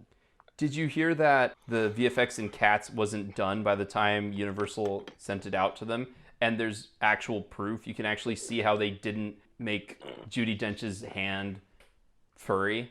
Like you can see her hand with her wedding ring on it. Like, you know, somehow Tom Hooper being incredibly unprofessional does not strike me as being that odd. I'm sorry, I released it after a 36-hour finishing session. Like, oh, God. It's like, oh yeah, here's my movie. It's not done because I don't give a shit. Oh God, it's so awful. Like because The King's Speech has problems, but man, Jeffrey Rush and Colin Firth carry the fuck out of that movie. Like all of the main actors are great. Yeah, it's a decent movie. Somehow he ends up on like the good side of that movie. But holy shit, Everything else he's done, I just do not get how he still gets work. Like, people want to shit on Rian Johnson for The Last Jedi. That's fine, but over in this corner, at least his other movies are good. can you imagine if they gave Tom Hooper Episode 9? Like, he'd be all like, oh no, I don't want to work on Star Wars. I prefer artistic projects like Cats. You know, like, what the oh god. But I want to direct Les Mis, but make it look like Children of Men. I want to direct Les Mis, but make it look like Children of Men, and get really close to every actor's face so they don't feel comfortable singing, and then use that track as my main track. Do you guys think this is a good idea? No, we don't. I've already done it. It's already over. It's already over. It's like, Anne Hathaway, what did you do to prepare for your Oscar-winning role? It's like, well, Tom Hooper had me watch all of John Hurt's scenes from Alien, and that's my inspiration for fucking Pantene or whatever. How did you prepare for this role? Tom Hooper forced me to strip, and I didn't want to, and then he recorded. Oh God. Tom Hooper's an awful director. Well, and then there's The Danish Girl, which is the movie that is designed only to win awards for its actors and has no other purpose. No. And didn't it win awards for its actors? Fuck! The world is a terrible place. Instead of Alicia Vikander winning an award for Ex Machina, she won an award for The Danish Girl. And the world makes no sense at all. Can I just say I hate the fucking Knights of Ren? They're so lame. The part I knew I was going to hate sections of this movie are when the Knights of Ren are walking past the stormtroopers. The stormtrooper turns to the other one, explicitly tells us who they are, Knights of Ren. The other stormtrooper says, goals. And I wanted to shoot myself. So, which brings us back to J.J. Abrams filming. J.J. Abrams has this... Like, I would love to blame Rian Johnson for all of the humor problems in The Last Jedi, but I have a feeling some cackling executive at Lucasfilm loved all of the awkward Finn moments where he's like, I'm in charge now, I'm in charge, I'm the man, I'm in charge, or, oh, why, you have some family on there, you got a boyfriend? You know, all of those awkward Finn moments, or and how everything's kind of shot and acted like a comedy. Yeah, and they're like, Ryan, you need to put more of this in. And he's like, but I already have this great script where I don't have to do that. And he's like, no. That scene with Poe, make it a Yo Mama joke. And he's like, that scene where Poe talks like a kid on Xbox Live. Yeah. Put it back in. But again, Domhnall Gleeson is so great in that scene that it's like, oh, all right, I'll ignore it, Finn. Or Poe. But, you know, then Poe continues to talk like that throughout the whole movie. Wait, I don't understand. Wait. What, you blow something up? Wait, no, I blow something. Actually, I like that. I think that moment's funny. You blow that up? I blow that up? Who's blowing that up? Who's blowing what up? I don't Carrie know, man. Fisher, awkward. Like, a lot of the humor in Last Jedi and Rise of Skywalker just and fell Force flat. Awakens. Force Awakens, that's not how the Force works joke, I thought was really funny. All of the Harrison Ford improv in his, like, we talked about Harrison Ford's improv before, or Harrison Ford's cadence before. Oh, he has the single funniest line in A New Hope, so he's got some comedic timing. I think. How are you? Yeah, it's like we're all fine now. Everyone's fine. Yes, we're all fine. We're fine. Everything's fine. We're all fine. How are you? How are you? Like, that's hilarious. It's great, and he's great in The Force Awakens when he like goes over. He does have good comedic moments. Like what's his name? Finn goes over and he's like, "Hey, Solo, I'm kind of a big deal in the Resistance. They always know." He's like, what the fuck? And then the rest of the movie, he calls Finn Big Deal, and it's great. Yeah, I understand why they want to bring Harrison Ford back. And yes, even though he sleepwalks through his scene with Adam Driver, which is probably one of the better scenes of the movie because it lets Adam Driver act and it lets Harrison Ford act. It's one of the only callbacks that actually like works. Pays off well. Because it's a callback that makes thematic sense in terms of like, in like a Last Jedi sort of way where he made a mistake, he learns his lesson and directly addresses the mistake. Yeah. It works well. Like, I hated it when I actually thought that would be a point where you would come to me and be like, this is stupid. why bring back old ass Harrison Ford? Mm-hmm. But I think that, but I genuinely like that scene. I think that scene works really well. Yeah, I like it too. And I think the only reason we get it is because J.J. Abrams is directing it. Because I think he and Harrison, which he calls him, formed a really strong bond when they did The Force Awakens. So he's like, sure, I'll go in as long as I'm paid the exact same I made for The Force Awakens. Didn't Harrison Ford like save J.J. Abrams' life on that set? Did he? I thought like a door fell on J.J. Abrams, and then Harrison Ford lifted it off of him or something. Holy or maybe shit. it was the other way around. I don't know. Harrison Ford gets into a lot of accidents. I know. Well, I remember one of those two broke his arm, and then the other one broke his back because a door fell on one of them, and the other guy had to lift it off. Okay, I know that Harrison Ford's back was fucked up for Blade Runner 2049, which makes it look like he runs a lot worse than he does, but that's just how Harrison Ford runs. Yeah. What else was I gonna say? There's a lot. I mean, I don't know. There's one point though that was sticking out, and I completely forgot. Oh yeah, one person that I keep wishing they'll bring back that they never have the balls to do is Hayden Christensen. They kind of did, but I'm with you. Well, they have. Okay, he has like a little voice cameo, which is the coward's way out, by the way. Yes, it is. Yes, he needs to be on screen. You need to see his face. Like he's got to be there. You can't just be like, we're with you, Ray. We're with you, Ray. We're with you, Ray. We're with you, Ray. The Force flows through you, Ray. You underestimate my power. Wait, have you seen? I like how his line delivery has not changed at all. Have you? Okay, so I actually have an interesting thing about that. But have you seen the meme of Darth Vader talking to Luke, and I believe it's Return of the Jedi, and he's like, Obi-Wan has taught you well, and Vader's on the floor and Luke is on a staircase. Oh yeah, or something. It's like, wait, Obi-Wan is on the floor, Luke is on the staircase. No, Darth Vader's like standing on like floor level, and Luke Skywalker's above him on a staircase. Oh yeah, and Vader's like, Obi-Wan has taught you well.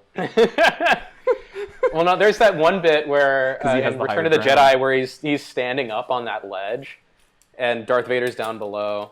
And someone, doctored it up, so he's just like, it's over, Darth Vader, I have the high ground.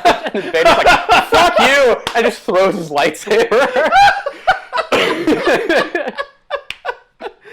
Oh, man. Oh, God, Star Wars the meme. Yeah, I wish that they did bring more Hayden Christensen, because heaven knows Liam Neeson had a long-ass line in that movie. Mm-hmm. Apparently, they used Alec Guinness's voice too, but I couldn't tell. The Force will be with you, always. You must do what you feel is right, of course, Ray. I feel like I want Hayden Christensen to have like a redemption story where he gets like one little cameo as Anakin Skywalker, and it's well acted, and everyone's like, yay, he's not terrible, we forgive you. But no, they never want to give him that. Can you imagine if they had Mark Hamill like interact with Hayden Christensen Force Ghost? Also, that would have been awesome. You know how everyone hates that scene in Episode 3 where after, the suit is on Vader and he's like, where's Padme? Oh, yeah. What do you mean she's dead? She was alive! Blah, blah, blah, blah, blah. No! James Earl Jones's cadence in that scene directly mimics Hayden Christensen's.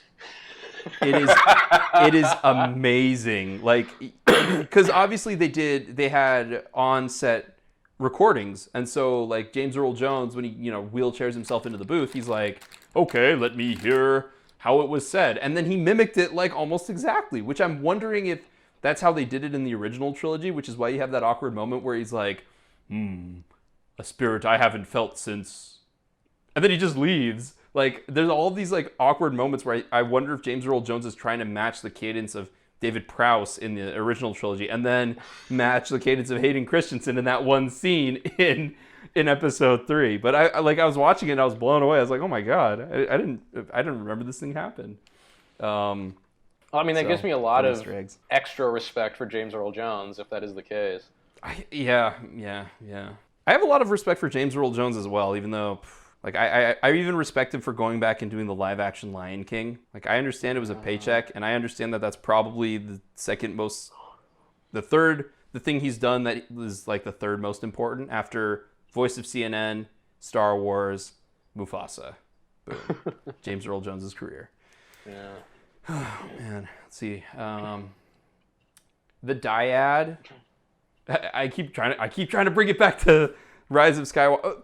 Let me actually address something in this. Okay, so Rise of Skywalker. Everyone was like, oh, maybe Skywalker is going to become the new Jedi type, which I was like, oh, that's stupid. But Wait, then they're going what? the new, instead of like a Jedi, they're going to be like, oh, maybe there's a new type of like, Force sensitive being, and they're going to be called Skywalker, which I was like, that's kind of stupid. But in the movie, they talk about how the Sith go all in on emotion, and that's bad. Then they talk about how the Jedi repress all emotion. This movie might not talk about it. The Jedi repress all emotion, and that's bad. But then we see in Force Awakens and we see in Last Jedi, Rey give into her emotions to a degree, and then all of a sudden she kind of is a better Force user because of it, and that's good. So I was thinking it would be interesting if the Skywalker, which is like, I don't know, the new Jedi type, is a meld of a light side user who doesn't cut their emotions off, who uses their emotions to make them stronger, which is what Luke ended up having to do in Return of the Jedi in order to overcome. It wasn't because he cut off his emotion, it's because he embraced them. And that's why he was able to save his father. I don't know about that. Because I would say Return of the Jedi sets up Luke Skywalker as like he's like halfway to the dark side at this point. Like he's running around strangling people to death. Yes, that's true. He goes nuts and tries to murder Darth Vader after he starts talking shit about Leia. Yeah, and it's like when I'm going to find sister. Yeah, and like he goes crazy, loses control of his anger, almost kills Darth Vader, and then when he sees Darth Vader's mechanical hand and sees his dad kind of slumped on the ground, like, crippled and needing this machine to keep him alive, he looks at his own mechanical hand and he's like, fuck, this is what I'm one step away from turning into that. Yeah. Which is, it kind of works in that sense where it's like he suddenly turns back, but I also think it would have made more sense if it wasn't just he abandons his entire character arc up to that point based on that one realization. But whatever, it's cool. I mean, I'm a ho-hum Return of the Jedi fan. I think it's grossly overrated as a movie. I think it's good, but I don't love it, but I think it's good. The primary reason I don't love it is because I have mixed feelings about Luke Skywalker's character arc. Like, I think it had a lot of potential and delivered on some of it, but not all of it. I will say one weird thing about that is the entire movie, Yoda and Obi-Wan, who, by the way, are kind of horrible teachers. The entire movie, Yoda and Obi-Wan are like, if you want to become a Jedi Knight, you must confront Darth Vader. And Luke reads that as, I can't kill my father. And like Yoda never is like Yoda's playing mind games and he's like, confront him you must. But then like in the back of his mind, Yoda's probably like, I never said kill. Well, so, like, that's... you could almost read that thematically as like, a Jedi's rite of passage is confronting what they fear most. Yes. And the thing he fears most is turning into his father. Right. And that's when he... I mean, it's true. Yoda and Obi-Wan are kind of shitty teachers because Yoda is like is playing games with him constantly. Obi-Wan straight up lies. He's like, you said, Luke's like, hey, Obi-Wan, you said that Darth Vader killed my father. And then Luke's like, well, yeah, but he kind of did, like in spirit. From a certain point of view. What the fuck do you mean a certain point of view? What like is this that whole thinking absolutes and Jedis are like, not if you move the pieces in the right place. Like, he's just like, well, in the poetic interpretation of what I said, I didn't lie. Which, okay, here's look, it was good enough for David Lean, all right? But here's what I think is really brilliant about Star Wars that I don't think it's talked about enough. Like, everyone talks about how Star Wars it's heavily based, it's like an amalgamation of things that have come before, right? It's Akira Kurosawa movies, it's Flash Gordon. It's like all those 1940s serials, it's Hidden Fortress, and it's Joseph Campbell's Hero's Journey, all kind of mashed together. 70s psychedelic stuff, The Force Man. Yeah, but what I think it does really interestingly is that like especially with the hero's journey stuff, like every character in the original trilogy corresponds to a stock character type in the hero's journey or in like Jungian psychology, which was also a huge influence on George Lucas. Mm-hmm. But it's always done with a twist, like a little dose of 1970s cynicism. Yes. So like, you know, you have the bright-eyed hero in Luke Skywalker who, you know, he gets the call to adventure, but instead of, you know, always rising to the occasion, he fails quite frequently. He makes an ass of himself. He's kind of annoying. And he has like these inner demons that he has to confront, which is part of the hero's journey. Like you in classic epics, you go to hell and confront your dark side and have to like assimilate it before you can return to the real world and confront the main villain of the story. You know, it's you got Princess Leia, who's like the damsel in distress, the princess who needs saving, dresses in white, so she's very pure, but she's kind of a fucks dick. Up more. No, she's a jerk. Like she's actively mean to everybody, and also she's more competent with weapons than anyone else. Anyone else there? Yep. So like that's its own little twist. You have Han Solo, who's like he's supposed to be the Aragorn type of character, like the dishonored warrior who's become a thief, who survives by his wit and his cunning and his charm and his combat capabilities. But he's really a moron. Everything he does is doomed to failure because he's so fucking stupid. And he talks a big game and then can never deliver. You have Chewbacca, who's like Gimli, you know, he's like the big, dumb brute, the animal man, the beast guy, who's actually like very old and very intelligent. And if you pay attention to his dynamic with Han Solo, secretly runs the show. Yeah. You have Obi-Wan, who's the wise wizard who initiates the hero into the journey, but he's a liar and a terrible teacher. Well, yeah, but after episode 4, because in episode 4 he's still like, you know, he's still base Gandalf. He's still like he completely like flubs, you know, his whole part midway through the movie where he's like, you know, he's confronting like in every kind of old-timey fantasy thing, there's the evil wizard and then the Black Knight, who's the evil wizard's champion. So Darth Vader's the Black Knight, Emperor Palpatine's the evil wizard, ostensibly. Right. You know, the good wizard fights the Black Knight and is like, you know what, just fucking kill me, I don't care. 1, just kill me. 2, I didn't actually deactivate the tractor beam. Exactly. So it's still like, you know, he still kind of has that like he's bad at being the Gandalf of the story. He is. Yeah, that's true. And then the Black Knight's, you know, twist is that he has this built-in relationship with Luke Skywalker, which is not, you know, obviously present in A New Hope, but it is present in the other 2 movies. Right. And we tying it back into the new trilogy, we already got the whole thing of you come from dark blood. Well, not to be racist. You come from evil blood. You come from evil blood, but you can redeem yourself. And it's like, you know what? We really didn't need the J.J. Abramized version of like, oh, well, Anakin was good, and then he was bad, and then he became good again. In this, it's, the person that you came from is pure evil, but it's okay because you're pure good. Like, J.J. Abrams. Well, and now if we want to get into like dumb fan theory, fan service, expanded universe bullshit, there's apparently some expanded universe comic book or book that says that, you know, Palpatine cloned himself. So part of what makes Anakin interesting is he's like conceived by Palpatine. Well, I was about to say he's like a Christ figure. He's got this immaculate conception. He's destined to save the world, and then he ends up destroying it. So it's like that. It subverts expectations of the hero's story. That's your twist, and it's twist. Cool. It's smart. But then you find out like he was immaculately conceived through Palpatine in whatever stupid book or comic. So that makes Rey and Kylo Ren, I guess, related because Anakin Skywalker is Palpatine's like ghost son.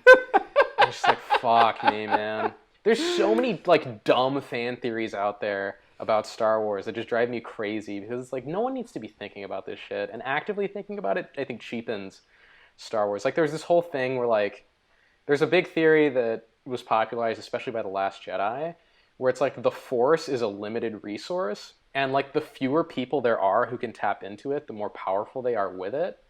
It's the reason why the Sith can wreck so many Jedi is because there's only 2 of them. Also, it's equally light and dark. So all the dark side is split 50-50 between 2 Sith, and then it's split like 1,000 ways between all the Jedi. That's why the Jedi get their shit kicked in whenever they fight a Sith Lord in the prequels. And it's also why Luke and Rey are able to train up so quickly. Yeah. And I'm like, shut up. That's stupid. That's a dumb idea, and you're making the world a worse place by thinking it. I will agree. I always hate things like that. I always hate things that are like, Yeah. whatever magic this world operates on is some kind of weird limited resource, and people are competing for shares of it like it's a publicly traded company. That's what I hate about DC Comics, and they're like, well, the Flash isn't just fast. You see, when he was struck by lightning, he tapped into the Speed Force, which is the force of running really fast. And all these other speedsters also have speed midichlorians, and they're fighting each other over shares of the publicly traded Speed Force Incorporated. And I'm like, fuck, man, of all the bad ideas to come out of DC, that is truly one of the worst. But go on. A lot to unpack. The Speed Force makes it sound like the Flash masturbates really quickly. Secondly, I've heard that theory of the Force being a finite resource that is divided equally and everything like that. I'm not going to say I agree that it's the stupidest thing ever. I'm also not going to say that it's a fan theory because they heavily imply it through the animated series, which are canon, which I don't like. I don't like it. I don't think it's the stupidest thing ever. I think for a different universe it would be cool, but for Star Wars, I've always gone on record in saying that you can tell the difference between a light side power and a dark side power because I'm one of those fools who likes to overthink about Star Wars. Light side power is in harmony with the Force, so like, it's like, oh, we move together, whereas a dark side power is I'm going to take the Force and put it in my basket. So that's why that's one thing that I think is interesting. Of course, they fucked that up because Force healing. Oh, it's draining my Force life force. It's not taking the Force around me. Which, by the way, The Last Jedi I think has the best Force explanation out of all of the movies, aside from Episode 4. Because listening to Alec Guinness talk about it's a field of energy that surrounds us and binds us. It's like, oh, that's very satisfying to hear. And then they expand on that in The Last Jedi and kind of they're like, oh. Did you think the Force was moving rocks around like J.J. Abrams did or the video games do? Don't worry, it's not. I actually like that they bring in more of the video game Force powers because the Force as a structured magical thing, a structured magical structured magical system is stupid because it doesn't make any sense. And one thing that I take issue with of the prequels is that the Force is some sort of like resource that people are more or less sensitive in. Like, I just think that's weird because it just limits and everything. It's like, oh, well, like then you get into the whole of like, oh, well, you can only be a Force user if you come from a powerful family. Like, I don't make everyone Force sensitive, and just people who know, and people who don't know, and that's fine. I like that in this movie they finally address the elephant in the room about Carrie Fisher and Leia, and they say, she did her training, she became a Jedi, it's official. Boom, she did it. She could be a Jedi if she wanted to, she decided not to be. Making her lightsaber blue was stupid. Wait, I got one other huge thing to get off my chest. What is this sequel trilogy's obsession with Anakin's blue lightsaber? It's the worst out of all of the lightsabers in the whole series. Wait, why? I don't know. I think Luke's green lightsaber is cooler. But for some reason... I always thought Anakin's lightsaber was the most clean looking. Really? Yeah. I always like getting into the nitty gritty. Well, first off, Luke's lightsaber looks a lot like Obi-Wan's lightsaber. But I like both of those because of the way that the pommel went. I also like the way that... I don't like how they pinch in at the very top. I like that. I like it. I like how it's like a flat plane on the top that pinches in. And I also like the way that Luke's lightsaber sounds when it ignites.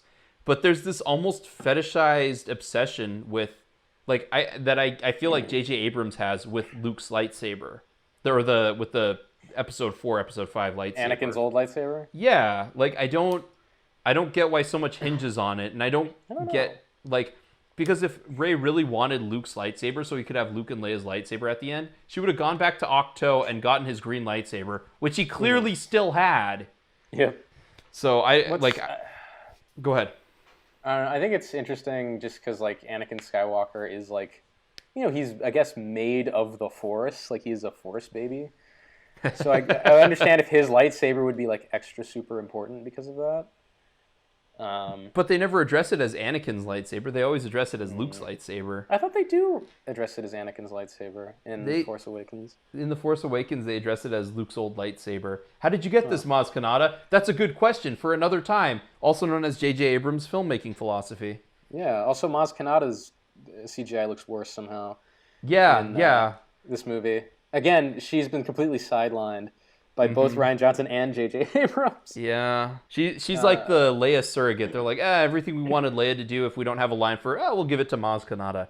Oh, Leia is going into the Force. Oh, Chewie, I finally have a medal for you. Maz, where the fuck did you get that medal from? Did you go grave robbering freaking Han Solo?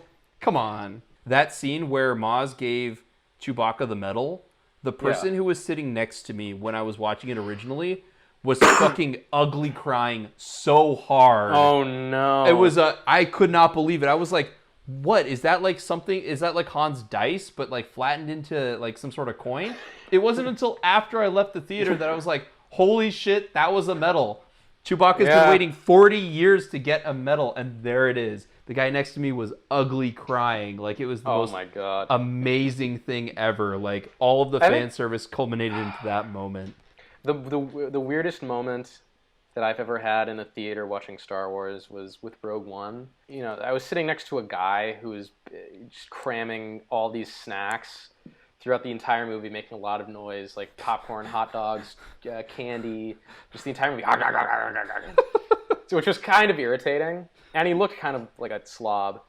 But when Darth Vader whips out his lightsaber and gets ready to murder all those rebel soldiers, I heard him like come, I swear. He was just like, I heard him go like, oh yeah.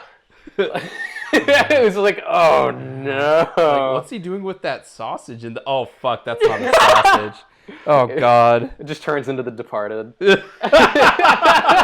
flops it right on top of you. Yeah, Gabe, rub it good.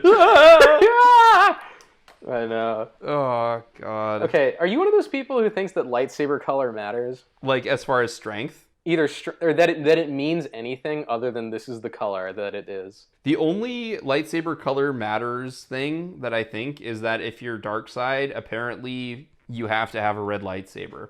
Yeah, I'm not strict on that, but apparently if you're bad, it's red.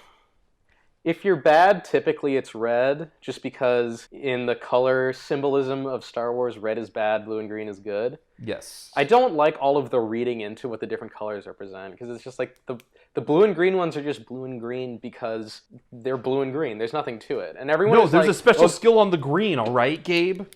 Go ahead. What is or it? It's like, or they're like, the purple lightsaber is someone who's between the dark side and the light side. And I'm like, no, it's not. Hold my beer while I throw up. Hold my beer while I fucking throw up, okay? The only reason the purple lightsaber exists is because Samuel L. Jackson said to George Lucas, hey, I want my lightsaber to be purple because I like the color purple.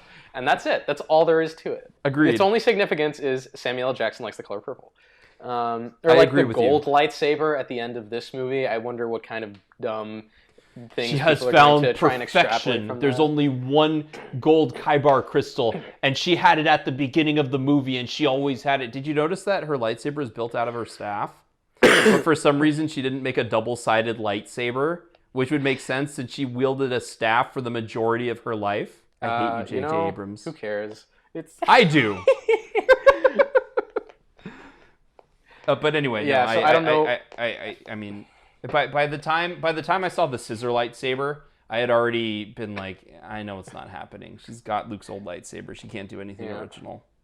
But I agree with you. I think the idea that, because it just opens up another can of worms of like, oh well, if Force users can use Force speed, why don't they always just fight like fucking Dragon Ball Z? Like, no, I I mean, don't. Palpatine kind of fights like Dragon Ball Z. Like when he spins out of his chair, does a 920 and starts stabbing people. That's the best fight scene ever. I know. Especially the insert cuts of Ian McDiarmid as he's like clearly having the time of his life. Like, yeah. Also, his I lightsaber's like the that. most beautiful though. His fucking gold ass lightsaber, awesome. I know, Anyway, it go does on. look cool. I like that Rise of Skywalker has a reference to that as well, where Rey is like fighting Kylo Ren on the boat, and then she does the same spin up into the air to change ships or whatever, to change levels. Like as soon as she did that, I just turned to my brother and went, "It's treason, then."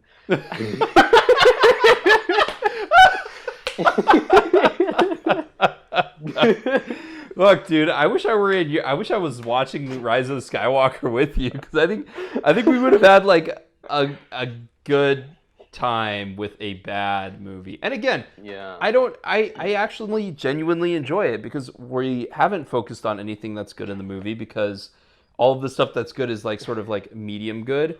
The music cues actually pissed me off. Like when she goes into the Emperor's throne room, which, how is any of the Death Star still around?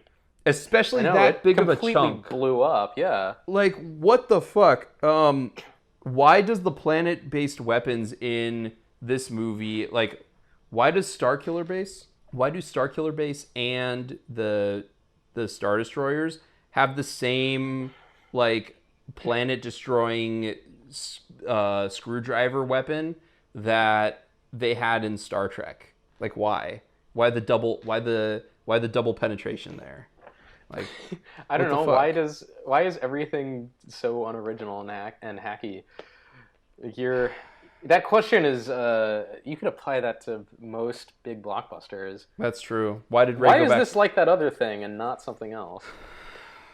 We were talking about the good, but I'm going to actually go and say, remember, I posed this question to you and Austin. Is The Rise of Skywalker going to be The Last Crusade, or is it going to be Return of the Jedi? Because both of those movies were a, quote, return to form, unquote. But the Return of the Jedi was like, they were like, oh, we're going to get the gang back together. Although they got the gang back together in in Rise of Skywalker just for Rey to continually run away from the gang for most of the movie. So I don't know what they were talking about the whole, like, we're putting the gang back together. It's like, but they're not. They're apart for most of the movie. Like, I hate pendulum shift movies, because it really makes the second movie, whether it's good like Empire or not as good like Temple of Doom, it really makes them stand out as being like super awkward. Like watching The Dark Knight. Or The Dark Knight. It's just really awkward that The Dark Knight, for example, thematically barely fits with Batman Begins and The Dark Knight Rises. It's weird that the Temple of Doom has no bearing on any of the rest of the movies except for its own. It's really Well, but strange Indiana when Jones that is stuff more happens. serial-ish anyway. It is. All three movies are completely distinct entities. Yeah, but it's weird that Sala and Brody don't appear in Temple of Doom now. It's weird that Short Round doesn't appear in another movie. I don't know. I think for me, it's kind of like when you have a serial, you have your main character and then all the side characters, and side characters will pop up just here and there, you know? Yeah, but Short Round never popped up again. Because no one likes Short Round. I mean, right, and granted, like, it's a bad example, fucking Short Round. But, like, it's just, it's weird how these course correction movies, they don't only, like, course correct, but they tend to overdo it. And sometimes it works really well, because Sala was in the last Crusade in a way that he wasn't in Raiders of the Lost Ark. Like, they were just like, oh, we're going to throw Sala in to have Sala in. Bringing back Hans Vest in Return of the Jedi was like, oh, we're bringing back Hans Vest to bring Hans Vest back in. By the way, after Empire Strikes Back, like between Empire Strikes Back and The Force Awakens, Han never sets foot on the Millennium Falcon in Return of the Jedi. Which is weird to think. And it has one of the worst matte paintings in all the Star Wars movies. Like, the scene between Lando and Han where he's like, you'll take good care of her. And he's like, will you get going, you old pirate? Like, the matte painting is horrible in that scene. It looks like a painting. We didn't even talk about Lando. Did you like Billy D. Williams in the movie? He's fine. He's there. No, fat ass Lando Calrissian. What's that? There's like that line or something. It's like, the only Han Solo says to Billy D. Williams, like, you only ever get this shit back, like over my dead body. Yeah. And then he dies, and Lando gets his shit back. Lando goes freaking woohoo into the ship. Yeah, it was fun seeing Lando back. I wish there was more Lando. He was fun. He was the only one who looked like he was having fun in the movie. I don't know. This movie was not good. Like I said, it's fun to watch one time, but it's actually terrible. It's fun in like a Neil Breen kind of way, No, it's not that bad. It's not that bad. It makes a lot of weird choices. Like, again, Adam Driver's a great actor. Kylo Ren has nothing to do in this movie. He doesn't. Like, Daisy Ridley carries the movie pretty well, but Emperor Palpatine has, like, he's visually stronger, but he gets silenced so quickly. It's like, why even put him in? He gets killed off almost just like Snoke, so anticlimactically. Like, well, you also can't see the only time you can ever see his face is when he gets disintegrated. No, yes, yeah. I was doing an Emperor bit there, but yeah. No. You will die. Also, it's a shame that in a movie called Rise of Skywalker, Palpatine never says "Rise" like he does in Revenge of the Sith. I wonder if he was drinking Golem juice when he was doing Revenge of the Sith. 'Cause as soon as his face becomes deformed, he's got like the strongest frog croak in his voice. He's like, oh, they digitally alter his voice. Oh, did they? If you notice, he kind of has a doubled voice where it's like he has one track that's him normally and another one that's like deeper. Oh yeah, that's true. But it's a really good effect. It is. It's really good. It does make him seem more like supernatural as well. Yeah, and it fills the room better. Makes it's imposing. It fills George Lucas's completely undecorated CGI rooms. Oh God! Oh my God! Those CG sets have aged so poorly. So badly. Oh, it's awful. I will say though, like, I still think Revenge of the Sith is the best Star Wars movie to come out in my lifetime. Have you seen it lately? I saw it maybe 2 or 3 years ago. My problem, recently enough to notice how bad a lot of it is. My problem with all of the prequel movies is that they're not, is that they don't move moment to moment as well. Like, you can crap on J.J. Abrams for a lot of things, but moment to moment, his movies are always engaging. That's not necessarily the case with Revenge of the Sith. That's really my biggest problem with all of the prequels is that that every single scene should be engaging on some level. Does J.J. Abrams cheat a bit by making every scene cranked up to 11? Maybe, but it works really well. I mean, that's the reason why Star Trek is engaging, even if you don't understand what the hell is going on at the end. You just kind of go for a ride. Yeah. My biggest problem with those movies is the special effects don't age well, and just the performances are so wooden for a lot of it. Or they feel like there's a lot of like kind of dead air around everything. So it feels strangely stilted, but I mean, Revenge of the Sith, it's, at least to my mind, it has like moments of like the Room type incompetence mixed with like Godfather level highs. Like, it's so bouncing up and down between these great peaks and these horrible valleys that I think for me it washes out to be my favorite Star Wars movie that has come out since I was born. What's your favorite moment in Revenge of the Sith? Like, what's the Godfather Coppola in his prime moment in the movie for you? I love all the bits where Anakin is like silently like gazing out over the city, contemplating like, is he gonna murder everybody? And it has like the Godfather montage of all the Jedi being gunned down. Yeah, yeah, that's true. Yeah.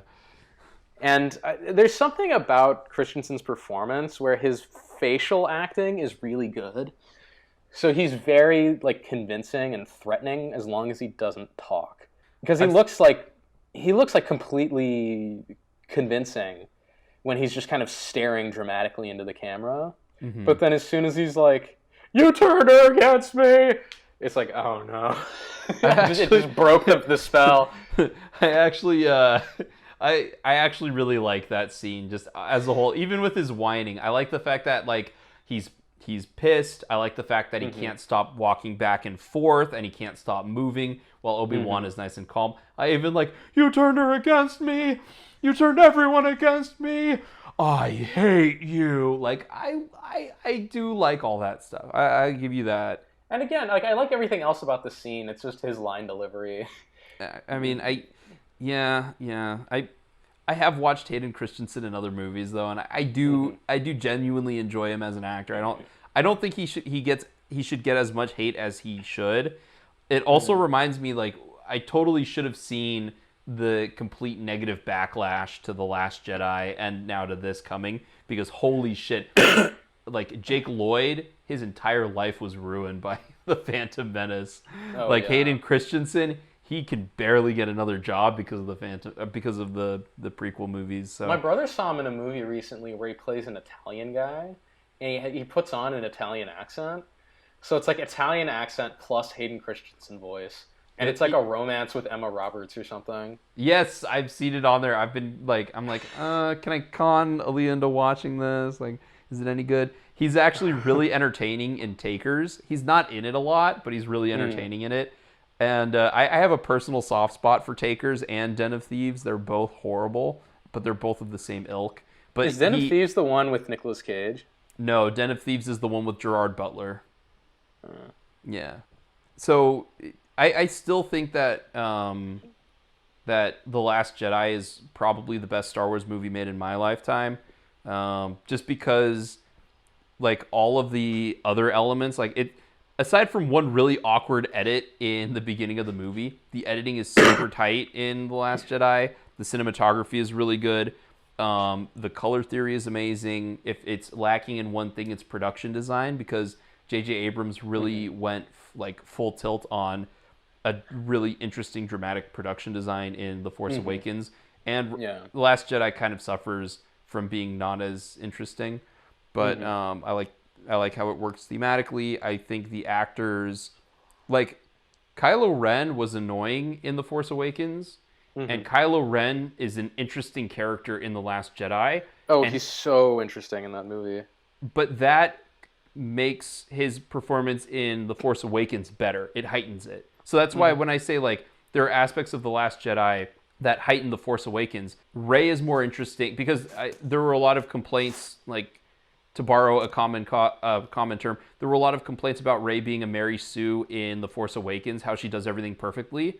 And then in The Last Jedi, she keeps fucking things up. She keeps destroying, she destroys the crater with her lightsaber. Like, she awkwardly is like staring at Luke as he's doing his daily routine. She, like, all of the caretakers of the island fucking hate her. Like, it's great. It's hilarious. And by the way, the scene where Luke, like, grabs the pole to spear the fish. He, like, grabs that pole, swings across, turns around to look at Rey, and he just looks like a devil has possessed him with, like, this weird grin as he, like, spears a fish. Like, it's weird things like that where it's like he's cut off from the Force, but he's still using the Force. Yeah. Stuff like that I like. Well, the thing about Rey's character is, I mean, Kylo Ren, I think, is the most thoughtfully written character, is the most, like, work put into him. Until episode 9. Until episode 9, yeah. I think Rey's characterization is pretty thin, especially in The Force Awakens. But, like, Daisy Ridley is just... She goes like 110%, and that sells the role, or sells the character beyond, what's just in the script. Yeah. Because I think if you maybe had a less charismatic actor, it would have been like, what the hell is this? And I mean, even still, people had complaints, but... People still hate Daisy Ridley, but I think she's charismatic in The Force Awakens, but I think she is a better actress in Last Jedi, and she carries that over to Rise of Skywalker. I think she's a better actress in both of those movies, but she's charismatic in The Force Awakens. Yeah, and the thing with The Force Awakens, too, is it's like, obviously it's just a rehash of so much stuff, but the new characters really are what made the movie fun to me because they were all Agreed. likable and engaging and interesting. And I Agreed. feel like they were all kind of flubbed in various ways in the two movies afterwards. I would The Rise of Skywalker is more guilty than The Last Jedi. well, I would say that like for the majority of the characters, the only character that I feel like gets really fucked over is Finn, because I think Finn, No, he's definitely the biggest victim of The Last Jedi, yeah. writing malfeasance. And again, if if they had kind of continued on the route of like, oh, maybe Finn will be a Force user, like, hey, that's interesting, go with that. Oh, you didn't go with that Last Jedi, so yes, I get why people don't like that aspect of it, especially with Rise of Skywalker going like, you thought Finn was Force sensitive because he could use a lightsaber in Force Awakens. Guess what? He can talk to Daisy Ridley at any time. Like I wish they had gone more in that direction, and I'm glad they do that in Rise of Skywalker. And I think I mentioned this before, but did you see how many times John Boyega hurdled over something in that movie? Like, the guy could not stop randomly jumping over shit. Huh. It was. I did not notice. If you ever glance at it when it's on repeat on TNT, you'll notice. It's really weird. It's really weird. Look, I feel like there's a lot more to talk about on The Rise of Skywalker, but not really. I mean, there's things I liked about it. Major points. Yeah, there's things I liked about it, but most of the fan service, I think, was just kind of goofy. But I appreciated. Oh, here's a bit of fan service. When they were planning for the assault on like the Sith Ghost Fleet or whatever, the Holdo like, maneuver. What if we do a Holdo maneuver? And someone's like, no, that's stupid. It's a 1 in a million shot. It'll never work. Besides, we're gonna get reinforcements anyway. It'll be fine. It'll be fine. Yeah. Well, where do you come on that? Do you find that validates it in The Last Jedi, or do you find that shits on it? I feel like that shits on in The Last Jedi because I feel like, I mean, the Holdo maneuver, it's one of those things that it's really awesome on its own, but doesn't make the most sense in the larger context of things. Because then it's like, well, if you could do that, why didn't you do that earlier? Or why don't you have more ships do that to take out the entire fleet instead of like one or two? Well, I mean, aside from the fact that you're going to lose your ship. Well, but if you pile everyone onto one ship and then you have like 5 ships do the Holdo maneuver, you're good, basically. It's it's one of the, like I said, it's really, really cool in isolation. In context, it's like, well, it doesn't make the most sense. I think that they're trying to be like, oh, the Holdo maneuver was dumb, Laura Dern was dumb, or whatever. Nobody likes. Why is she wearing a ball gown on a starship? I'm sure there were also some people who were pissed that she had pink hair too. Why didn't you get Bruce Dern instead? Fuck Laura Dern. Oh, can you imagine Bruce Dern, who sounds like his voice just sounds like a car driving over gravel?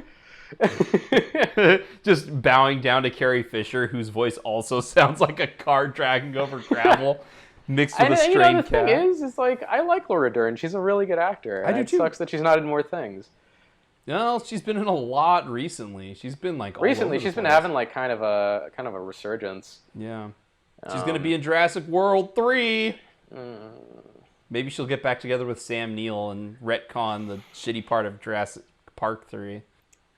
Man, you're like, no more retcons. Fuck the retcons. I know. Just retconning is never good. It's never good. It isn't, especially when it's awkward. Like, oh, when I told you they were nothing, I was right. They were nothing. They did sell, but they didn't sell you for drinking money. They got rid of you because you're Palpatine's granddaughter. The worst thing ever, dude. Oh God, it's. I haven't met one person who thinks that was a good idea. I'm amazed. I haven't met a single person who thought that was a good idea. No one in their right mind could think that's a good idea. It's a terrible idea, and it's like, I don't know. It's just it's movie breaking. It's movie breaking, and this idea and this endless need to go back and mess with past artworks because someone on the internet didn't like something, or you 30 years later are more critical of something you made at that time. is just a horrible idea. It's a bad instinct, and it needs to stop. It's why everyone is continually pissed at George Lucas, because he goes back and re-edits the old, original trilogy with shit that makes them actively worse. Yeah. And like, him doing, well, actually, Greedo shoots first. Oh no, God, don't get me started on that. It's the best joke in the movie. I've been waiting for this for a long time, Solo. I bet you have. It's funny. It's just like, the whole Greedo shoots first thing, that's every bit of retconning in Rise of Skywalker is just like that. It's just as infuriating as that. And I think that goes for all, like 99% of retconning in general, whether it's Star Wars, Marvel, whether it's comic books, whether it's other long-standing franchises like the Terminator or Alien. Like, anytime you go back and say, well, this thing actually wasn't this thing, it was this other thing, it's just like, go fuck yourself. It's getting, like, because then you run the risk of being like Francis Ford Coppola, where it's like, oh, here's an extended cut of Apocalypse Now that's the real, true version, and then again, 20 years later, being like, actually, you know what? I don't like the Redux. Here's another final cut of Apocalypse Now that's the real, true version, because I had problems with other versions of the movie that I've made. Like, constantly going back and tinkering with things is like, it's like a psychosis. I agree. Just make the thing, it exists, move on. Generally speaking, I agree with you. I agree that there should only be one cut. The thing about Apocalypse Now is that even though Ford Coppola is fucking with his stuff, at least he's continually allowing the original to exist. So if you never want to delve into it, you always have the original. The problem with Star Wars, and now even worse because on Disney Plus they started cutting things out. I know. The problem is, if you want the pure experience from 1977, or all of those movies, you can't find them because they don't want to release them. They want to. George Lucas wanted to take them off, and now they want to Disney vault them. And it's bad because it's bad for cinema. Like, the movie that's going into the archive isn't the special edition with an added scene where they awkwardly have Jabba the Hutt and Han Solo calls him a human being, and then Boba Fett walks past. No, the version is the version that came out in theaters. Like, just keep it consistent. I used to love the special editions because they fix, like, touch-ups to visual effects I like. Yeah. But you know what? I don't necessarily need the music number in Return of the Jedi. Like, that's not something I need. No. I don't need an extra scene with the Wampa. You know what's crazy is George Lucas has also done, he's also special editionized the THX 1139. I know. I heard. Like, why? Why are you doing this? Oh, is he going to do that with Red Tails too? Like, oh, God.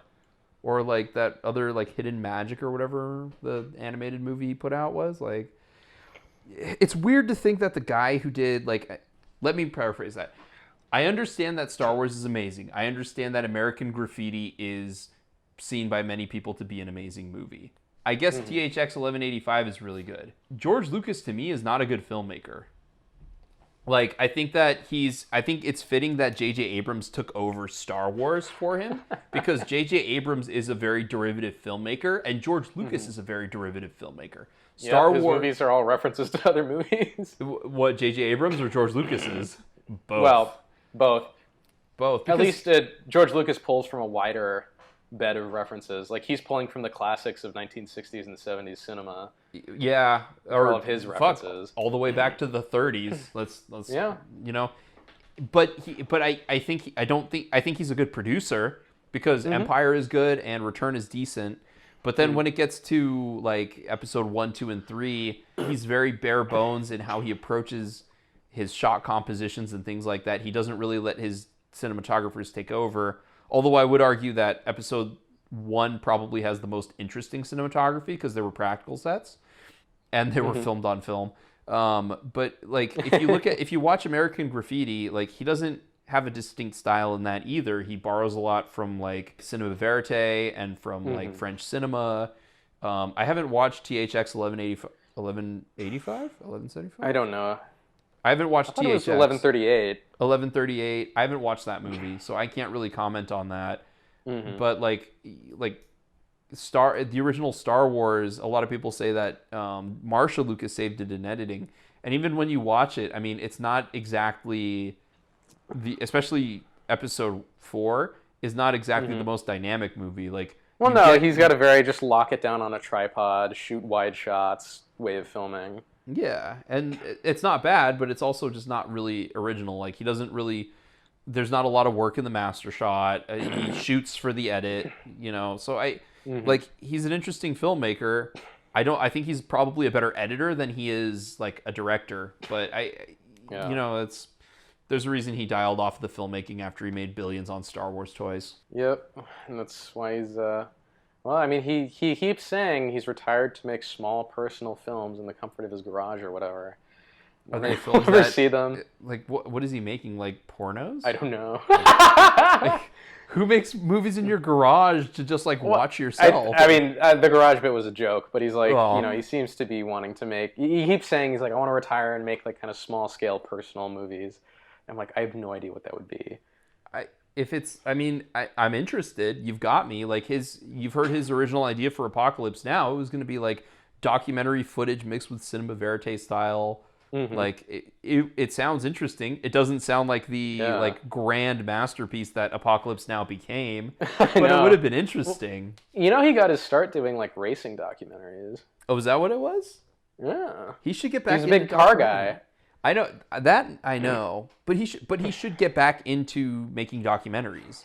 Like, I think that's where it would be the most interesting. But he's also been out of filmmaking for such a long time that you can see it when he's making the prequels. Like, there's a reason why episode 1 feels amateurish, and there's a reason why he kind of rushed through episode 3. I mean, Ben Burt, his sound designer, did the editing for all 3 of those movies. It's a really weird. All 3 of those movies are just kind of strange. And he had a by the way, he had a co-screenwriter for episode 2, and it's seen generally as the worst. And Carrie Fisher did script doctoring for all 3 of those movies. Wow. The prequels are really strange. Like, it's just a weird mess. That is a weird mess. I also want to touch on continuity between the trilogy, because a lot of people are pissed off that there was no overarching plan for these 3 movies, for these 3 episodes, and people are saying that like it's a huge problem. Where do you feel? Where do you stand on that? Like, the movies. It's not a problem that there's no overarching plan. It's a problem that the 3 movies seem to clash with each other. They don't work together. Like, it's okay to have 3 movies that are very separate, but still have like a flow. Whereas I feel like with this trilogy, they're constantly making U-turns, and then I feel like Rise of Skywalker is like a last-ditch attempt to stamp an overarching plot onto the first 2, and they really didn't need one. I agree. I don't think that their approach was bad by going with directors who have a strong... I don't think their approach was bad. I just think it yielded bad results. Like, I think the execution was poor. Yeah. It was a decent decision that just didn't work out, which is Decision Theory 101, never judge a decision by the result. Right. And that's great. I need to take Decision Theory 101 now. Yeah, well, it's the basis of decision theory is you never judge a decision by the actual result. You judge it by the expected result. Yeah, which is the expected result of it would have been good if they could have executed it properly. But I'm wondering why they got so skittish so soon. Like, why? and who at Lucasfilm? Like, I feel like someone had a target on Kathleen Kennedy's back in Lucasfilm. Because a lot of the things that got leaked, like, what's his name? Gareth Edwards. They're doing extensive reshoots with Tony Gilroy's... with Tony Gilroy. Like, okay. Oh, Kathleen Kennedy loves The Last Jedi. Luckily, everyone hates The Last Jedi, but Kathleen Kennedy loves it. And she didn't have a problem with Rian Johnson, but you know who she did have a problem with? Like, Phil Lord and Chris Miller, and they got to hire someone else. It's like, who is leaking all of this information? You generally don't hear or care about reshoots because they're a normal part of the filmmaking process. Yeah, I think there is. Oh God, I might get flack from this from like any of the 1 people that listen to this podcast. But I think there is a view that Kathleen Kennedy is sort of driving Star Wars into this like social justice-y realm, or SJW-y realm, Which, maybe there's some merit to that. I would put more of that on Rian Johnson than her. I mean, I'd put that on J.J. Abrams to begin with because he's the one who stuck the girl as the main character in the first movie. Kind of. But Last Jedi is so political, it's annoying. And so I think there's like a concerted effort to kind of smear her as being, because she's ultimately the CEO of all this, Yeah. It's like, they're ruining Star Wars by making it anti whatever, whatever the people complaining hold dear. Oh, they're making it too anti-Star Wars because there are too many minorities in the movies now. Oh, they're making it anti-Star Wars because there's women. There's no good white men characters, who are redeemable, except for fucking Luke Skywalker, Han Solo, fucking. Right, I have heard that go around, and I also feel like it's Disney propaganda of like the self. Oh, totally. Because in all fairness to Disney, they do try to make themselves seem like they're under attack by trolls when. A lot of the time, there are obviously some trolls out there, but Disney loves to try and play the victim so that they can drive ticket sales, which is so shady because Disney's this big evil corporation. They're like, oh, we're being harassed online by the Sony Spider-Man thing. Trolls, and it's like, screw you, you're fucking Disney. Like, all of the trolls in the world can harass you, and it shouldn't affect your bottom line because you're fucking Disney. Get over it. So two things. And it makes me feel really bad for people who actually buy that shit, who are actually like, oh, we need to go see Captain Marvel because people I disagree with politically are being very outspokenly against it or whatever. It's like, no, don't go see Captain Marvel because someone whose politics are different from you doesn't like it, therefore you will like it. Maybe try and see if it's not shit and and judge it on that. Yeah. The whole Star Wars thing, or the whole Spider-Man thing, everyone I talked to was like, ugh, fuck Sony, how dare Sony ruin, and there was a huge backlash on the internet of Sony is actively ruining the Marvel universe, and I'm like, what are you talking about? Disney makes billions of dollars with Spider-Man. Dude, fuck Disney you, good for Sony for being fuck that. Disney, I don't know how they do it, but they play liberals and left-wing people like a fucking fiddle, and it's infuriating. It is the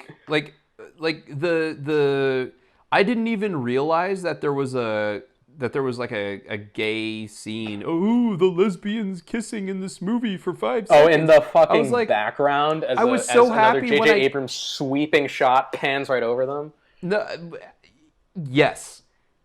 It was, I didn't know anything going into it, and if I had watched the movie and seen that without knowing about it, I would have been like, oh, what a pleasant surprise. 3 days before it opens, Saudi Arabia or Dubai, they're censoring the scene. Oh, well, that's good. It's an easy lift. But the first gay couple in Star Wars. You mean Poe and Finn? Oh, no. No, not Poe and Finn. No, it's not Poe and Finn. It's not. Though they really are the first gay couple in Star Wars. Oscar.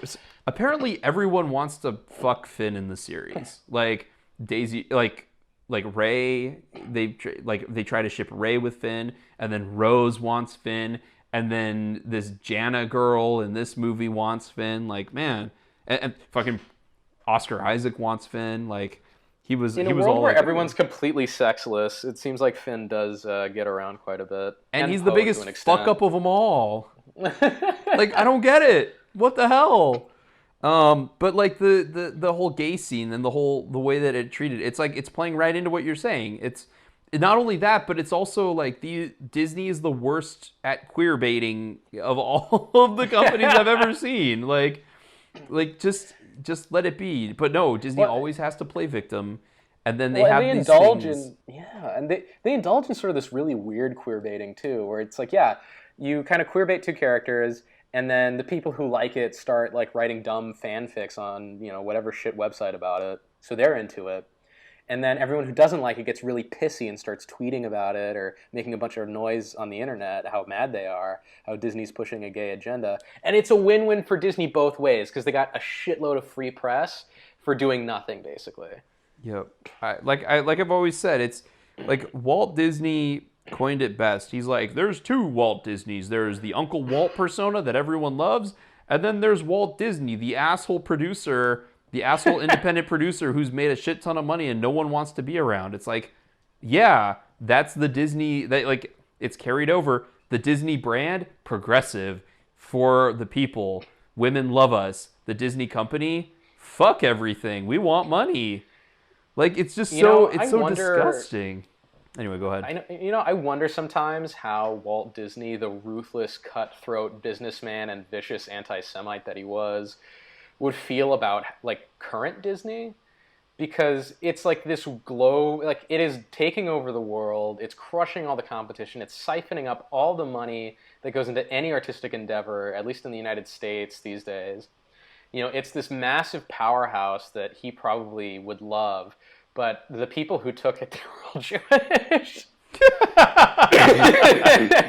Like Michael Eisner and Bob Iger. Jeffrey Katzenberg. And Jeffrey Katzenberg, too. They're all to credit for turning Disney into this big old, like, into the evil empire that it is. Mm-hmm. So I wonder how Walt would feel about all that. Like, would he be proud of them, or would he still hate them because he's prejudiced? It's so weird because you have, like, I'm a big Disney parks fan. I like to go to the parks. And there's a huge problem there that is kind of a microcosm of the company in general. I go back and forth because I don't know, since all of his claim to fame is just taking public domain items and then repurposing them for his own need. But then you have the evolution of the company where he repurposes it for his own need, and then the company goes and copyrights the shit out of it so that no one else can touch it. And I understand that he would probably be like that because of what happened with Oswald the Lucky Rabbit. Yeah, I can definitely understand how he would like to have like a stranglehold and total control over everything. But the company itself is so wide in its breadth now, and it never really did what he wanted to do, which he wanted to create a little city that was all his own control, which would then lead to him probably finding a way to buy the entire state of Florida to put under his control, to then find a way to buy the entire United States, and then buy North America, and then the war, So I'm wondering if that would have been Hitler, the trajectory. He's an anti-Semite who wants to control an entire country and rule an empire. And has a very distinct mustache. Yeah, and it's exactly how he wants it, down to every little detail. Yeah. Perfect order, the perfect Walt Disney world where we're all just living in it. Yeah, the experimental prototype city of tomorrow, controlled by Disney. Now, with that said... that's terrifying. Yeah, isn't it, though? With that said, Disney's in a weird place where, like, yes, we're all worried that Disney's going to buy everything and take over the world. And Disney's running into a problem where they're just creatively bankrupt. Mm-hmm. They can't... Like, under Bob Iger, they've gone... Under Michael Eisner, they had a creativity boom. And under Bob Iger, they've had an expansion boom and a franchising boom, but they've become creatively bankrupt. Like, they've gotten to the point where Disney, who has never released sequels in theaters except for once in 1989 for their animated films, now are consistently releasing sequels to their animated films. Well, they're exclusively releasing sequels, or almost exclusively. Yes, which is weird. It's like... They can't create new properties. They can't create new intellectual properties. No. Well, I mean, keep in mind, Bob Iger is the guy who famously canceled Twin Peaks. Oh my God, really? Yeah, he was the head of ABC when Twin Peaks got axed. So you know what he thinks about creativity. Yeah. Well, and then in the Disney parks, they haven't had an original park creation in decades now. Like, everything is just, you like the movies, we made a park version. You like the movies. And the problem with that is all of a sudden there's no creativity in the park. It's just the same shit. You can't have interesting park-based characters. Again, it's a discussion for a different time, but it's a microcosm of what's happening with the company in general. Mm-hmm. And it's scary, but it also is leading to stagnation, which I think is going to cause some sort of upending of the company ultimately. I hope so, but it doesn't seem to be causing any kind of upending. People just sop up the same shit fed out of the same pipe. Something's got to give. I mean, it happened back in the 60s when everyone, like, when television came around and then the studios were spending more and more money on these bigger and bigger movies until finally most of the studios went bankrupt. And then Yeah. they had to start going to smaller independent movies to fund it. Like, something's got to give at some point. Yeah, I guess, but it's just like I was hoping, maybe Star Wars could be the breaking point since the last three movies are generally not highly regarded. Yeah. Um, but it's I don't know. Nothing seems to be changing. This movie's still gonna make a shitload of money. Yeah. The next, whatever, Black Widow's gonna make a shit ton of money because everyone's Yeah. gonna do the. It's probably another Marvel movie that's like every other Marvel movie, and it's whatever. But everyone's gonna be like, you gotta go see it. If you Because don't you need to see it, the J.J. Abrams nose on Scarlett Johansson. it's like you gotta go see it. You're a bad feminist if you don't see it or something. Or it'll just, or all the rubes will just be like, well, I got to see every single Marvel movie, so Yeah. I'll see this one too. I mean, again, and like not to discount, like they've generally been consistent quality, which is why I keep going to them. Although Captain Marvel was like the exception, where I was like, the quality of this movie's not as good. Oh no, Ben Mendelsohn, why are you in this? But I mean, I agree with you. For the most part, I go in and I see the live action remakes, although those have gotten stale now. Like I don't know when the next one is coming out. But, I think, Mulan. Like, oof. I hope everyone boycotts that. I- The main actress is a Communist Party shill who Oh, hates God. freedom and Hong Kong. Well, So isn't she can Jackie go fuck Chan as herself. well? Yeah, which is weird because he's from Hong Kong. Ugh. You'd think he would be pro-freedom, but he's actually another CCP shill. Fuck. I hope everyone reminds people that Mulan is made by folks who despise freedom and despise the American way of life. And that encourages enough people to not see it so it becomes a bomb. Hey, Wonder Woman 1984 is coming out, and I'm looking forward to that. Even though that looks like actually, honestly, No Time to Die. That's the next. Yeah. Well, that's not true. Wonder Woman- 1917 and Uncut Gems are first. Wonder Woman 1984 it's like every big trend in entertainment put together. It's superheroes, it's 80s nostalgia, and it's George Orwell nostalgia.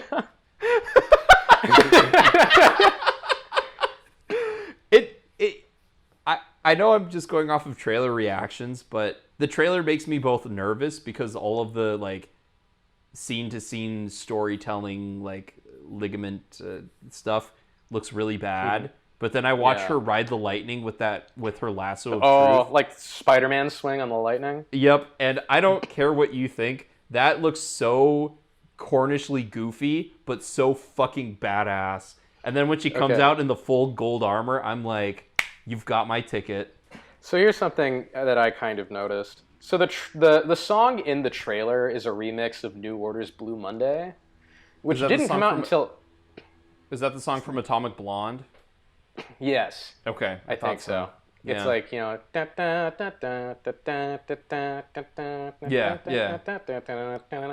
So that song didn't come out until 1986. So it is asynchronous with the time period of the movie.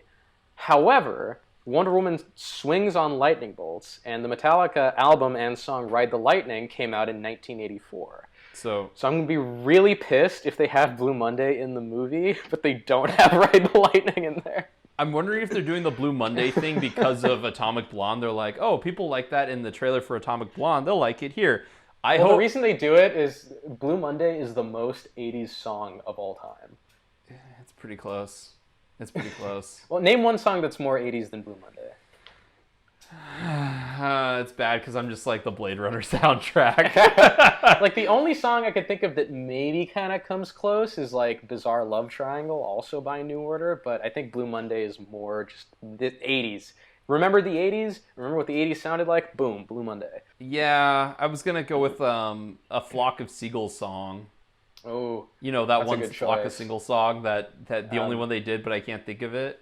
But that Space Age Love Song, or... I don't know, man. One time, I was at a friend's house, and we were listening. He had the radio on or something, and Flock of Seagulls came on, and he just turned to me. He's like, "Hey, you know why this band is called A Flock of Seagulls?" And I'm like, "Why?" And he just says, Because they're really fucking annoying.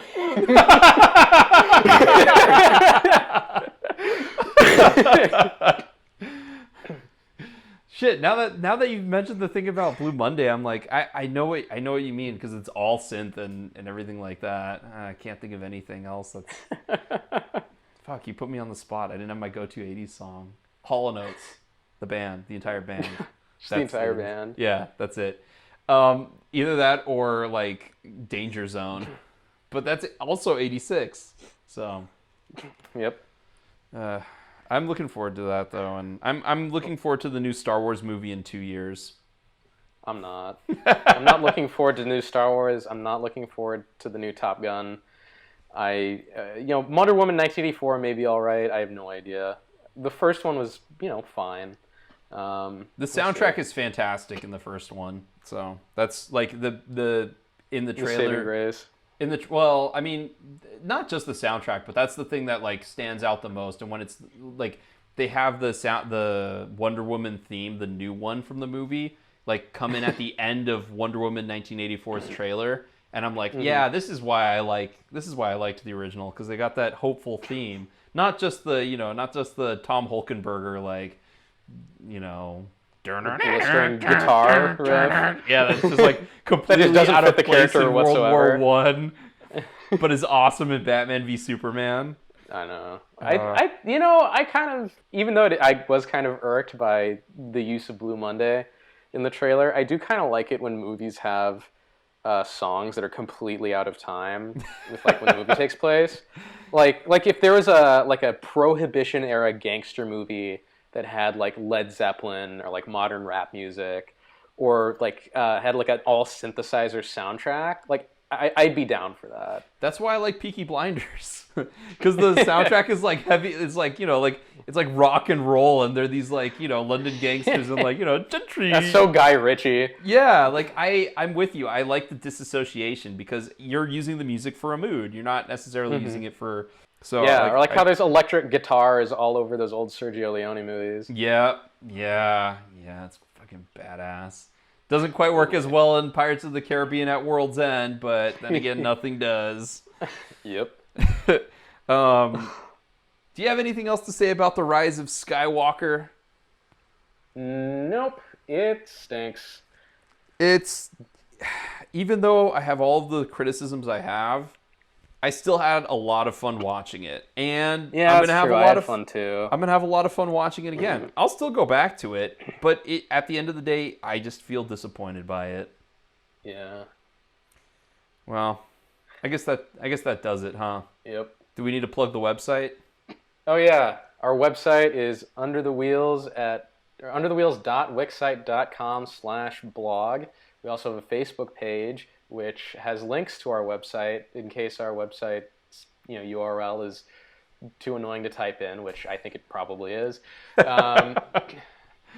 We're hoping to upgrade it pretty soon, I think. Yeah, we say that, but we'll see. We'll see what happens. That. Stay tuned, and as always, our podcast is available on iTunes. Subscribe, give us a review, hopefully a good one, and yeah. Also, you can email us at underthewheelspodcast@gmail.com.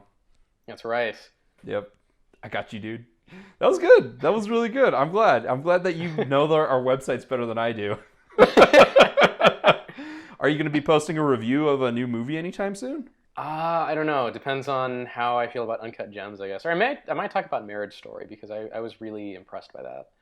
Yeah, I haven't finished it yet, but I am very... It's weird, because Marriage Story is like... Within the first 10 minutes, if you're not completely engaged within the first 10 minutes, probably ignore it. But I don't know how many people will not be completely engaged within the first 10 minutes. Yeah. They're fantastic. I mean, it's just, I've been so sick for the past, few days. It's hard to get my brain to function to do anything. Understood. So, yeah, we'll see. We'll see when I get well again. Thanks, right. JJ. I lost 8 pounds because of your goddamn movie. Your movie gave me a stomach bug, you asshole! Fucking JJ Abrams. Well, here's better luck next time, JJ. Better luck next time. I'm Matthew. I'm Gabe. And you've just been Under the Wheels.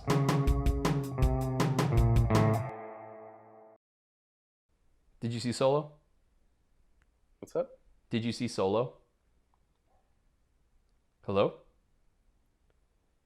I think we've been disconnected. I think the Force disconnected us. Hello? Disney got on. Are you there, dude?